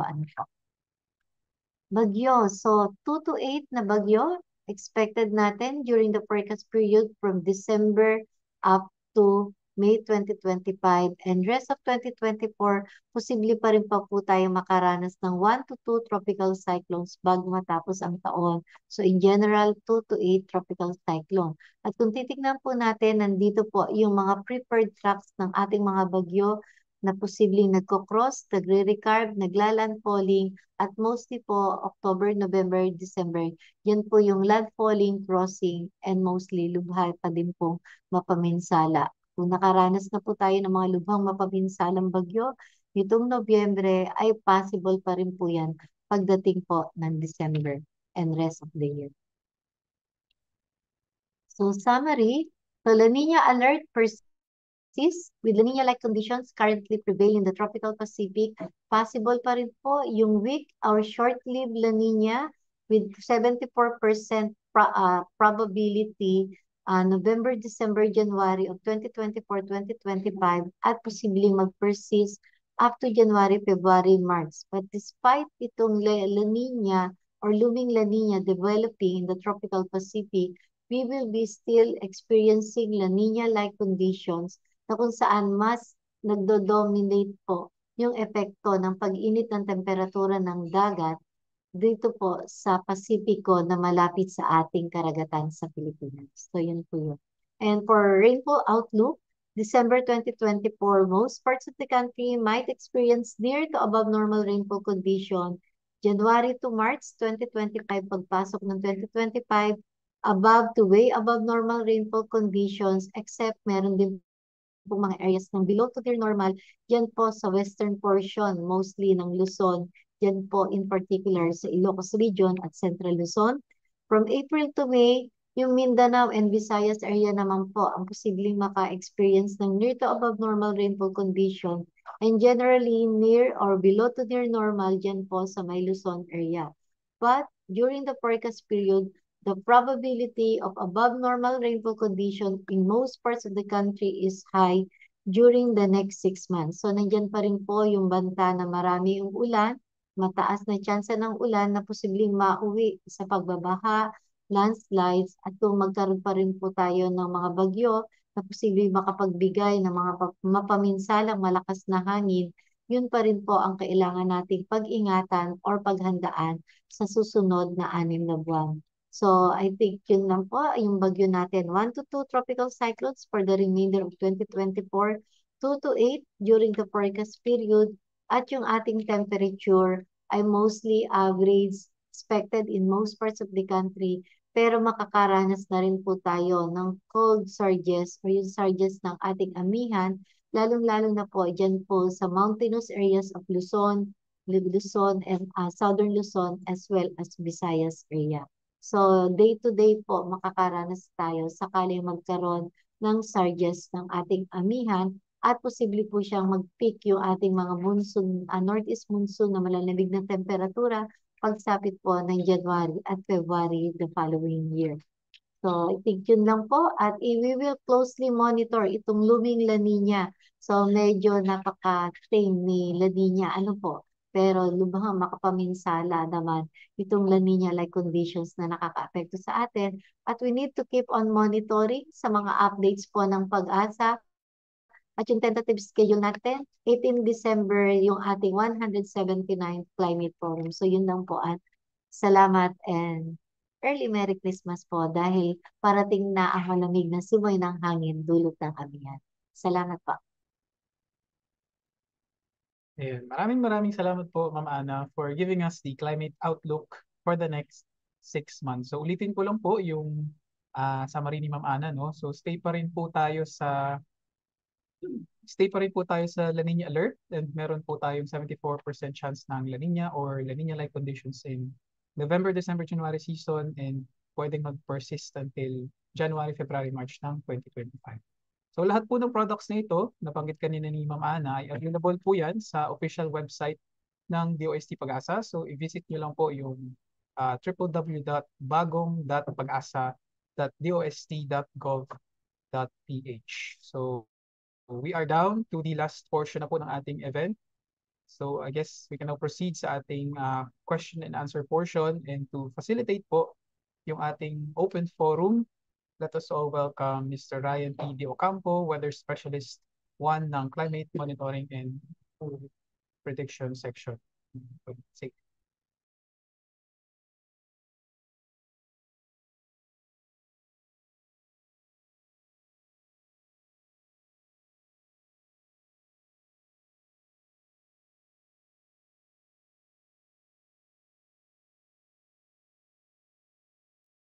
Hello, magandang hapon. Magandang umaga po sa ating lahat. Maraming salamat at kasama po namin kayo sa 178 na Climate Forum. Narito na po tayo sa pinakadulo ng ating forum.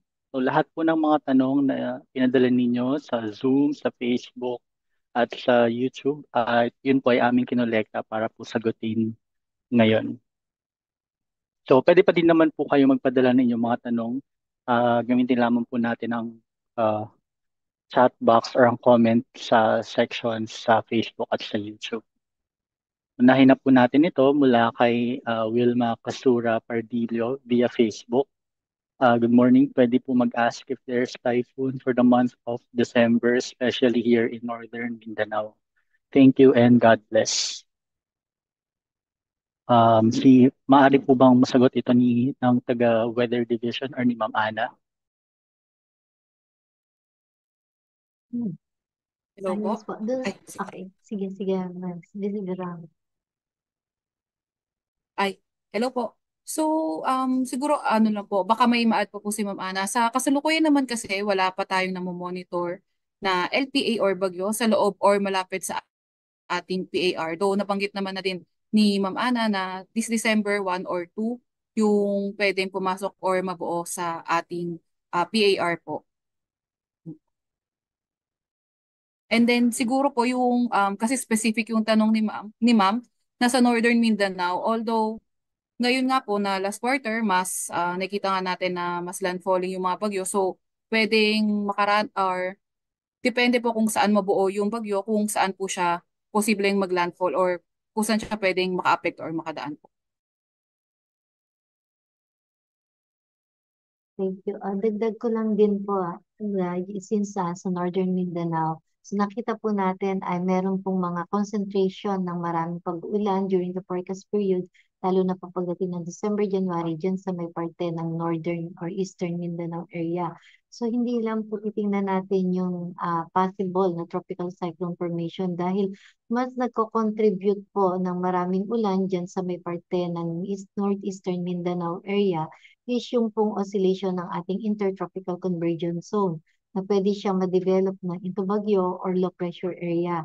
So, ibig sabihin po, kahit po walang bagyo na posible po maka-apekto dyan sa may parte ng Northern Mindanao, posible po makapag-contribute na maraming pag-ulan is yung other rain-bearing weather system. So, ibig sabihin lang po, hindi lang po yung bagyo ang ating titingnan na posibleng makaka-apekto pagdating ng December dyan sa may parte ng Mindanao area, kundi po yung ating oscillation ng ITC set na pwede magkaroon ng low pressure area dyan or yung ITC set mismo or yung pong frontal and shear lines po natin.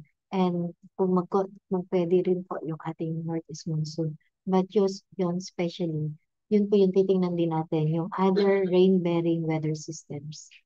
Thank you. Maraming salamat, Ms. Veron, Ma'am Ana, for the comprehensive na sagot. At ito naman po mula kay Nix Rama via Facebook. Ilang bagyo po ba ang ina-expect sa December? So ayun po, nabanggit na po kanina sa Outlook, 1 or 2 tropical cyclones for the month of December. Sunod naman po mula kay Mr. Meliton Guzman via Zoom. For HMD, good morning. Tanong ko lang kung ano ang makapagbabaha sa lugar ng Gonzaga at Santa Ana, Cagayan. Ito po ba ay dahil sa bagyong Ophel? Hello po. Bagyong Nika at Ophel po yung nagdala ng ulan dun sa may Gonzaga, Santa Ana. Yun po yung pinaka-northernmost na municipalities ng Cagayan, no? So, from Nika pa lang po ay meron na pong naitala na significant rains at flood events doon po sa Gonzaga at Santa Ana. Thank you po. Maraming salamat po, Sir Juan Paulo Pamintuan. Siya po ay mula sa HMD. Ayan. Sunod na katanungan naman po mula kay Nila Panutan Hinarangan via YouTube. Ayan, medyo mahaba po. Hinaharangan ba ng mga bagyo ang amihan kaya po biglang dumating pag-alis nila? I think pag-alis ng mga bagyo ito. Sabi po sa balita, hinaharangan daw po ng malakas na high pressure ang mga bagyo kaya lahat papunta sa Pilipinas. Ano po kaya yung dahilan bakit sobrang lakas ng high pressure sa taas? Siguro ito po muna yung sasagutin. Maaari po bang ito masagot ni Ms. Veron?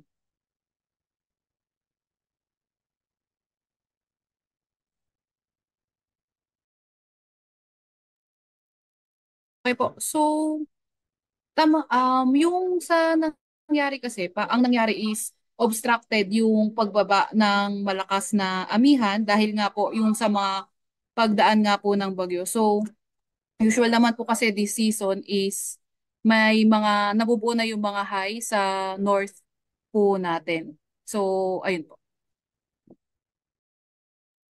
Ayun, maraming salamat po, ma'am.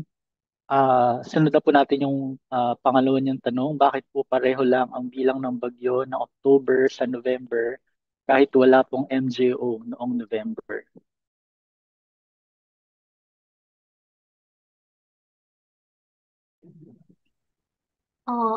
Yung MJO po kasi naging active na sa active phase lang October and then ngayon po ay nasa ibang phase yung ating MJO at bakit mas pareho ang bilang ng bagyo ng October at November.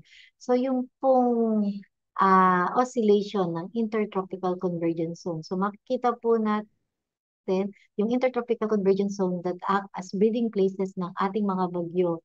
So yun po yung nagbigay ng contribution kung bakit tayo nagkaroon ng sunod-sunod na maraming bagyo. Embedded siya lahat sa ITCZ. At yan nga po yung sinabi at pinakita at pinaliwanag natin kanina, yung key ingredient ay naandun lahat na kung saan mas mainit ang temperatura ng ibabaw ng dagat, lalong-lalo na po yung pag-init ng temperatura doon sa kung saan nade-develop ang ating mga bagyo. At sabi nga po natin, yung mga malayong mas mainit na temperatura na pinagmumulan from 140 degrees east longitude up to the international dateline.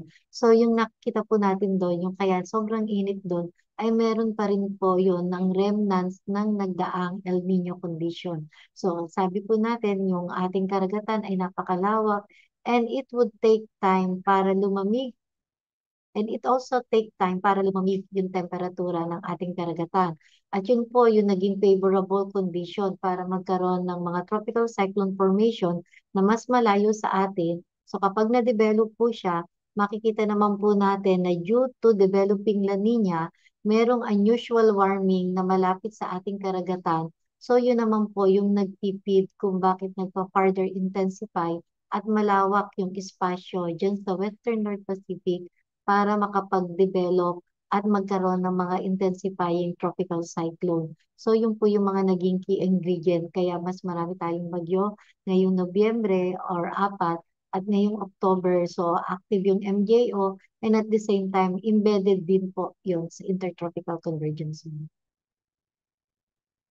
Maraming salamat, Ma'am Ana. So dagdag ko lang po hindi lamang po MJO ang nag-iisang factor para po sa pagbuo ng bagyo. Isa lamang po ito dun sa mga kino-consider natin. Ayun po.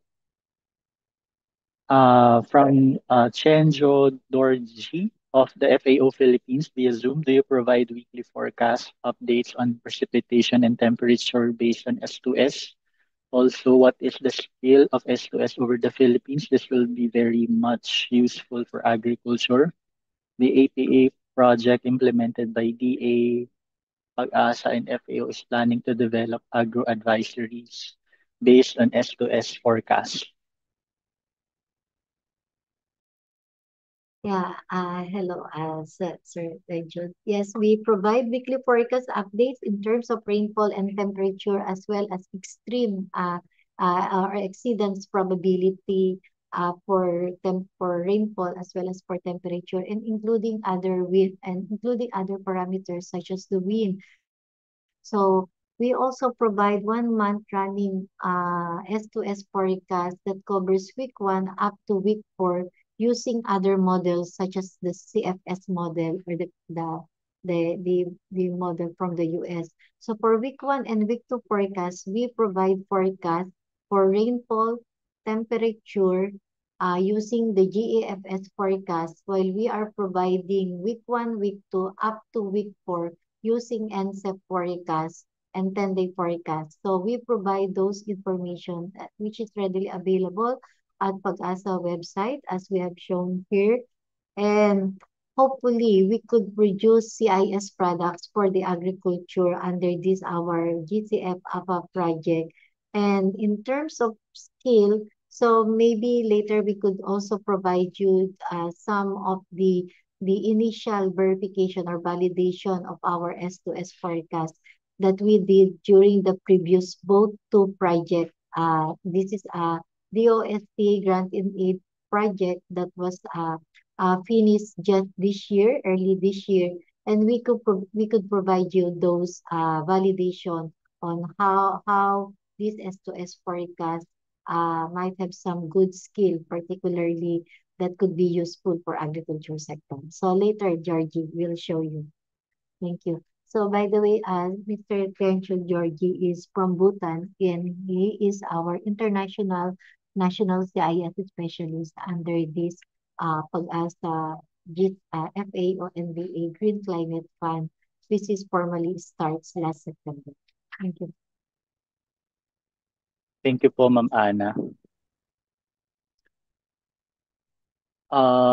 Ito naman po ay mula kay Shiro via YouTube. Bakit po late na dumating ang hanging amihan kumpara sa mga nakaraang taon?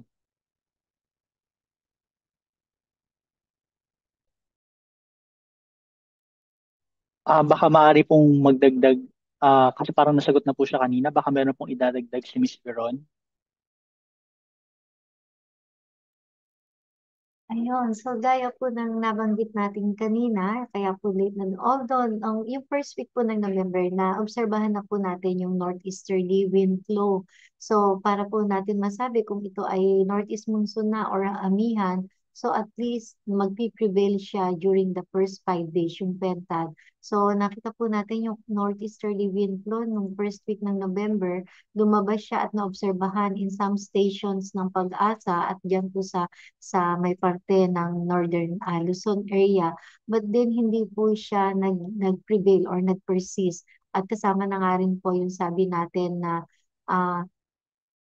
key ingredient din kasi yung position po yung tinatawag nating jet stream dun sa taas. Kaya kumbaga hindi po na dumating ng maaga itong amihan season natin. At kasabay na rin po yung pagdating nga po ng stronger easterlies, which is a sign of La Nina-like condition na nag-feed po dun sa sea surface temperature na mas mainit sa karagatan. Kaya mas nag-dominate po itong ITC set natin, naging active na pinamugaran ng ating mga bagyo. So, yun po yung nangyari po kung bakit naging late yung amihan.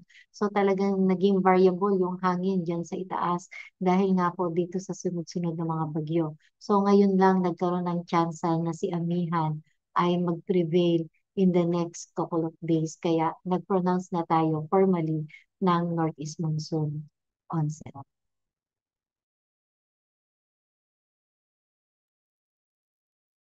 Maraming salamat, Ma'am Ana. Sunod po natin mula kay Maria Ines via Facebook. Good morning po. Kung may mabuong LTA next week, saan naman ang pwedeng track nito? Thank you and God bless.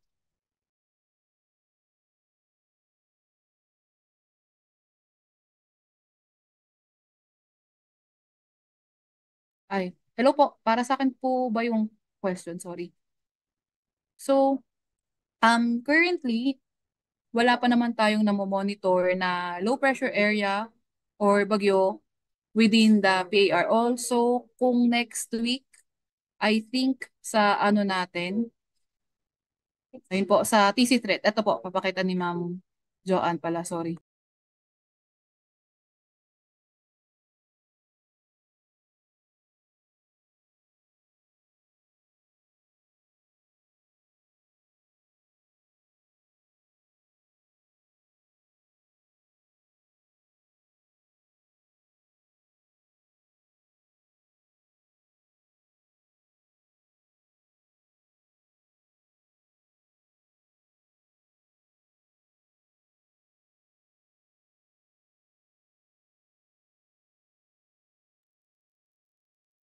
Although napaka-aga pa po na ano natin, so mataas pa rin yung uncertainty nito, but then may at least nakikita na po natin as early as 2 weeks yung nakikita po natin na possible na bagyo na possible na potential track. So ipinapakita po natin dito, Miss Joanne, sige. Ayun, so makikita po natin medyo gitna, taas. So, hindi na po yung tinutumbok is yung mainland Luzon area. So, medyo maaga pa, but still may nakikita na po tayong at least indicator na ito yung possible na threat potential sa susunod po na covering November 27 up to December 3. So, ibig sabihin po, first week ng December mo.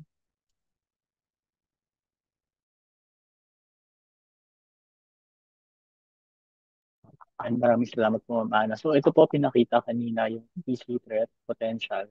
So for week 1 ay wala po. Tapos week 2, December 27 to December 3, meron po tayong moderate probability. So balikan lang po natin, maaari po ninyong ma-access itong product na ito sa website ng Pag-asa. Yun po. Nakita po natin dito ay move towards the Visayas Southern Luzon area, low to moderate likelihood of TC development, pero malayo pa po, posible pa po magkaroon ng mga pagbabago, but then nakikita po natin as early as 2 weeks, meron na po tayong mga indicators as guide natin. So, guidance natin.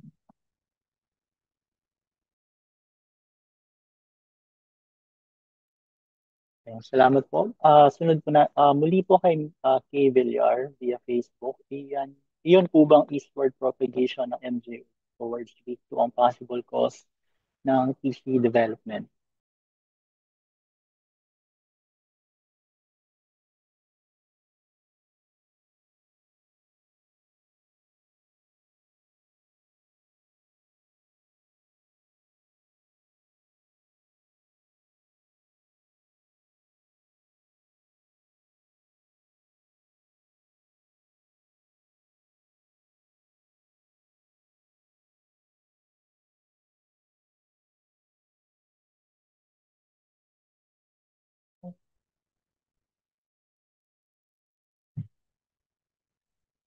Hello po. So, let me share my screen lang po. Base po dun sa presentation ni Miss Joanne kanina, sa latter part po ng ating week 2 forecast, suppressed pa po. Although nasa maritime continent po yung ating MGO, suppressed po siya. Pero sabi nga din po natin sa weather forecast natin, yung ating ITCZ, probably mas makaka-apekto na po siya dito sa may bandang Visayas, Mindanao na po. Super possible po na yung panggagalingan ng ating tropical cyclone, yung genesis po niya is talagang nanggagaling naman din po talaga sa ating ITCZ.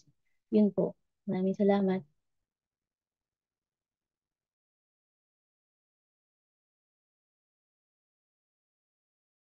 Thank you, Ms. Val. Sunod po natin, mula po kay Dian Mandap via Zoom, may we quickly confirm, please, the number of cases for the past quarter 2, 2024.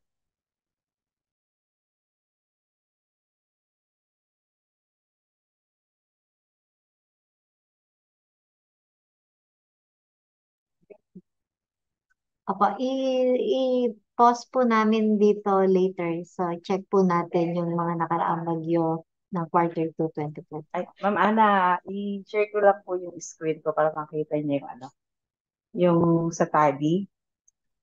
Okay lang. Ito po yung ating mga bagyo noong 2024. Isesend na lang po natin sa kanya or kukunin niya yung data. Okay na po. So, Nakashare ba? April, May, oo. So, April, May, June, isa lang. So, April, May, June po, isa lang. Yung second quarter po na nabanggit nyo, yung quarter 2, isa lang si Agmod. And then, pagdating po ng sumunod ng mga quarter, dyan na po yung nakaranas tayo na maraming bagyo. Yung September, naka-anim na tayo.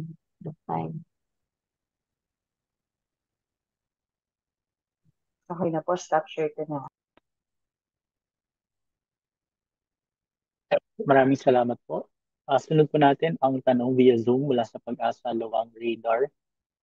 Dalawa po itong tanong niya. Una, bakit po mas maraming bagyong sa Pilipinas in contrast from last month's Climate Forum forecast? So, forecast for November 1 to 2, actual TCs for November 4. Pangalawa niyang tanong, for December 2024 po kaya, are we expecting more TCs compared sa forecast? Thank you. Napakagandang tanong. Very challenging yung tanong natin. Ano po? Ang masasabi lang po natin, we forecast tropical cyclone for November na 1 or 2 is based on climatology. So, ibig sabihin, when we try to predict based on climatology, so mostly climatology fails. So yun po yun. And nakita lang po kasi natin dito is nung November na ginawa po nating forecast yan is nung nakaraang September, July, August, September, which is wala pa po tayong La Nina-like condition during that time. And it so happened po ngayong November, so nandiyan na po yung looming La Nina or La Nina-like conditions in which we didn't predict na yung La Nina-like conditions ay magiging ganito dahil on the average, climatology po ang pinagbasihan natin ng forecast natin na bilang ng bagyo ng November, which is 1 or 2, na pinredict natin 6 months ahead ng November, in which that time we are using climatology of having ENSO neutral condition dahil kagagaling po natin sa strong El Nino condition. So, ibig sabihin po, we forecast itong bilang ng bagyo 6 months ahead ng bilang ng November ng 1 or 2 based on climatological occurrences. So, nagkakaroon po tayo ng composite forecast kapag halimbawa po merong possible na La Nina condition and La Nina-like condition, dun po tayo nagpabago ng forecast. And it so happened, this forecast TC of 1 or 2 na pinredict natin November, ay pinredict po natin yan 5 months ahead nung time na ENSO neutral condition pa rin po during that time.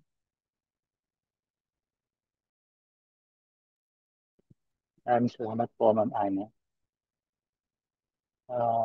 May karagdagang tanong po si Dian Mandap. How severe is the looming weak La Nina compared to previous weak La Nina episodes? Is there a likely similar episode from recent years? Pangalawa po, do we expect more and stronger typhoons in the coming months with the onset of La Nina compared to other La Nina years? May percent lang po. How severe is the looming weak La Nina compared to previous weak La Nina? So nagkaroon na rin po tayo ng mga ganitong likely impacts ng weak La Nina or looming La Nina noong mga nakaraang mga event. So in fact, yung comparable po is yung 2008 na weak La Nina condition na kung saan ay naka-experience din tayo po ng mga maraming bagyo. And also, yung kumpara din natin yung 2020 na nagkaroon tayo ng mga super typhoon Rolly, although hindi po siya weak La Nina, kundi papunta siya sa strong La Nina episodes. And this also happened during the past. At based po dun sa historical records natin ng bagyo, ay mas marami pong typhoon at super typhoon category during pre-developing and weak La Nina episode, lalong-lalo na po sa last quarter ng taon. So, historical records po yan na iipakita natin. So, hindi lang po natin later po, hanapin natin yung data na kung saan ipinapakita na during La Nina or weak La Nina episode ay nakakaranas po tayo na more of typhoon and super typhoon category, specifically during the last quarter of the year. So nakikita po natin yan. Nangyari na po yan during the recent past na meron tayong looming or weak La Nina conditions. And do we Alright, thank you, expect Ma'am Ana. more and stronger typhoons in the coming months with the onset? So I think eto na po yung mga typhoon na super typhoon category na naranasan nating November. So ito na po yung indicator natin ng La Nina-like conditions na hopefully naman po ay hindi na tayo makaranas ng stronger typhoons, but still nandiyan po lagi yung mga possibility. So preparation at maging handa pa rin po tayo. Alright, thank you, Ma'am Ana. Sunod po natin from Miss Mila Panutan via YouTube. Lumalakas daw po ang bagyo dahil sa init ng dagat. Hindi po ba nauubos ng init sa dagat? Siguro po si Miss Veron mula sa Weather Division.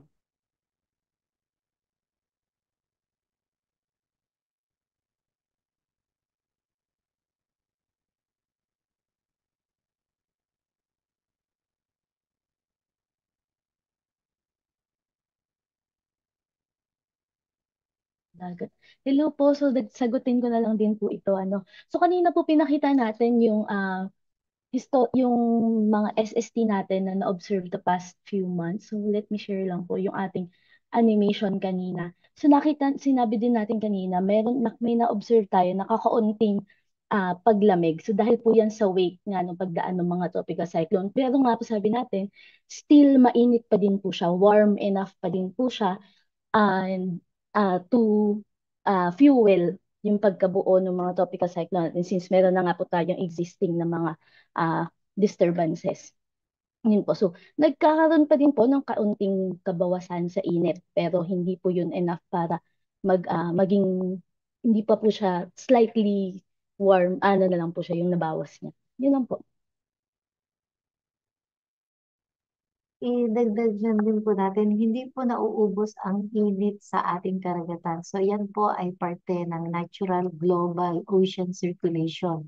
So meron pong mga sirkulasyon or tinatawag nating ocean currents na dinadaanan nito na mainit at malamig na mga ocean currents. So ibig sabihin po may sariling global ocean circulation na kung saan may nagpipid ng energy or init sa ating karagatan. At sinasabi nga po natin, land hits mas mabilis uminit, at mas matagal uminit ang ating karagatan at mas matagal din lumamig dahil sa sobrang lalim ng ating dagat at ang ating karagatan ay ang ating mundo ay mas maraming portion ay karagatan. So nandiyan po talaga yung tinatawag nating global ocean circulation na posibleng mag-absorb na mas maraming solar energy deep down dun po sa ating karagatan. Kaya hindi po mauubos yung init sa ating karagatan. Salamat, Ma'am Ana. So, dagdag lang po natin, so, hindi lamang po kung gaano kainit mismo yung surface o yung ibabaw ng dagat ang mahalaga. Mahalaga din po kung gaano kalalim yung mainit na bahagi na yun or layer ng dagat. So kung mapapansin po natin, bagamat sunod-sunod yung mga bagyo na dumaan, hindi po naubos yung makapal na layer ng mainit na dagat. Ano po. At kapag meron pong La Nina conditions or La Nina-like conditions, so tumataas po ang chance na mas kumakapal yung mainit na bahagi na ito ng dagat. Ayun po. From Mr. Arnold Cabanto, good morning. I think napakita na rin po ito kanina, no? Yung pong forecast po ng PC threat for week 1 and 2.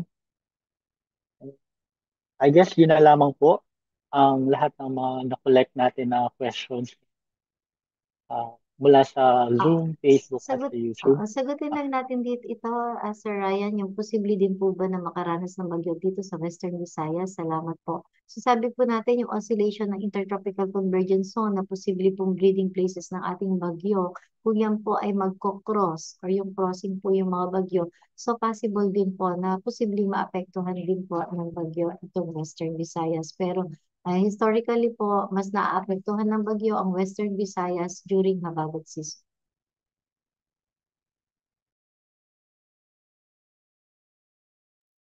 At nag-taas po ng kamay si Sir Nestor. Sige po, sir. Magandang tanghali po. Meron lang po akong idagdag doon sa issue sa storm surge, which is sa epekto ng bagyo. Ang binabantayan lang na para na-mention ay yung inundation o yung pagbaha, no? Ngunit meron pang isang effect yung storm surge ay yung scouring. As far as na binibisita ko rin yung lugar na yan, nagpipild ako dyan, ang napapansin namin na noon malayo pa ang dagat. Pero sa ngayon ay lumalapit na sa mga kabahayan. So, isa rin yung dapat na i-consider or factor na yung effect ng storm surge ay hindi lang inundation kundi mayroon pang scouring effect.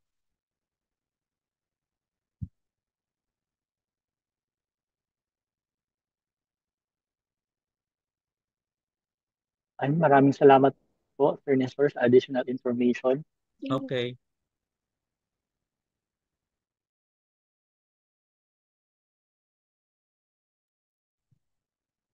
At para naman po sa pagtatapos, narito po ang ating QR code na maaari niyo pong scan para po makapagsagot po kayo ng survey na sobrang mahalaga po sa pag-conduct ng Climate Forum. So, para po makatanggap po kayo ng copies ng presentations, ng slide deck ng mga presenters natin, makukuha niyo po iyon sa inyong email address pagkatapos po ninyo sagot ng ating survey. Ayun lamang po. Sir Ryan, ini-encourage po natin yung ating mga attendees po dito sa Climate Forum. So, napakahalaga po ng inyong feedback, lalong-lalo na po at this time of the year na kung saan nakaranas po tayo ng mga sunod-sunod na mga bagyo. So, gusto rin po namin makita yung mga comments and feedback ninyo, yung yung experience or yung observations nyo po and how could we further improve po yung ating communication para po mas mapagbuti po natin itong ating mga impormasyon na pagbibigay ng mga warnings at makarating sa inyo. So, kailangan po namin ang inyong feedback at pakisagot po itong survey ngayong mga oras na ito. Napakahalaga po nito sa amin sa ngayon. So, maraming salamat po. So, actually, pwede i-post din ito no, sa Facebook natin, Sir Ryan. So, yun po yung Yes po, ma'am. ini-encourage natin. So, napakahalaga po, napaka-significant po nitong ating 178 Climate Forum dahil naipakita po natin kung ano po yung mga naging epekto nitong mga nakaraang mga araw, lalong-lalo na po sa pagdaan nitong mga sunod-sunod na bagyo. So, very important po yung feedback nyo sa amin. Thank you po.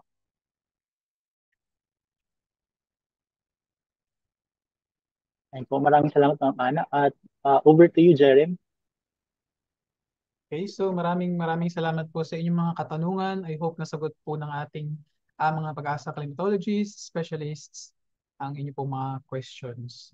And to give us naman po yung ating closing remarks and to formally end our program, tawagin ko lang po ulit si Ms. Annalisa Solis, Assistant Weather Services Chief ng Climatology and Agrometeorology Division to give us the closing remarks.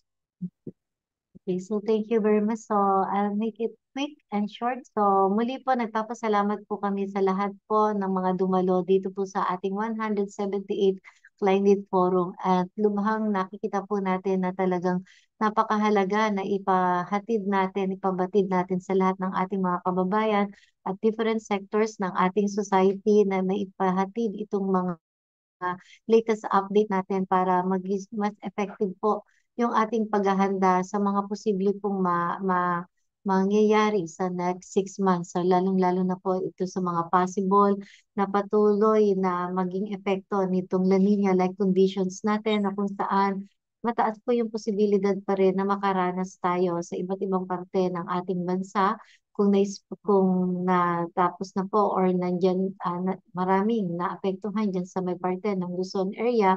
So, kailangan pa rin po ng iba yung pag-iingat, lalo na rin po itong mga kababayan natin na mulubang hindi masyadong nadaanan ng mga ibang bagyo. So, marami na pong mga combined na weather systems na posibleng maka-apekto sa atin. Hindi lang po yung bagyo, so yan pong mga rain-bearing weather systems at ito pong official na pagsapit ng ating amihan. So asahan po ninyo na magpo-provide po kami ng mga updates kung kinakailangan at mag-i-issue kami ng mga forecast, warnings, and advisories kung kinakailangan.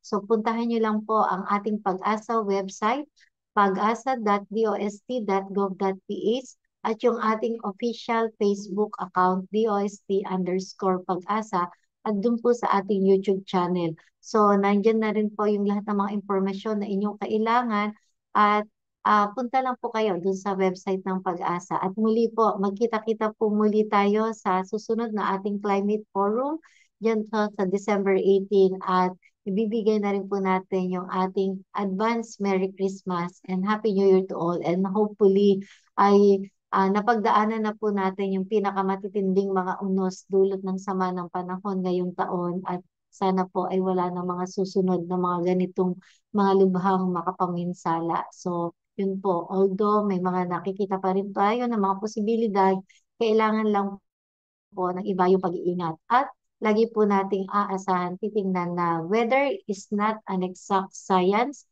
there is always uncertainty dun sa ibinibigay nating forecast at babala. Pag hindi tumama ang bagyo, pasalamat po tayo. Pag may possible na tatama ang bagyo, maging handa po tayo. At hindi lang po yung bagyo, kundi yung ating mga rain-bearing weather system. So sa taong laging handa, sakuna ay walang panama. So yun po yung ating tatandaan. And yun lang po at maraming salamat. Yeah. Thank you very much, Ma'am Ana.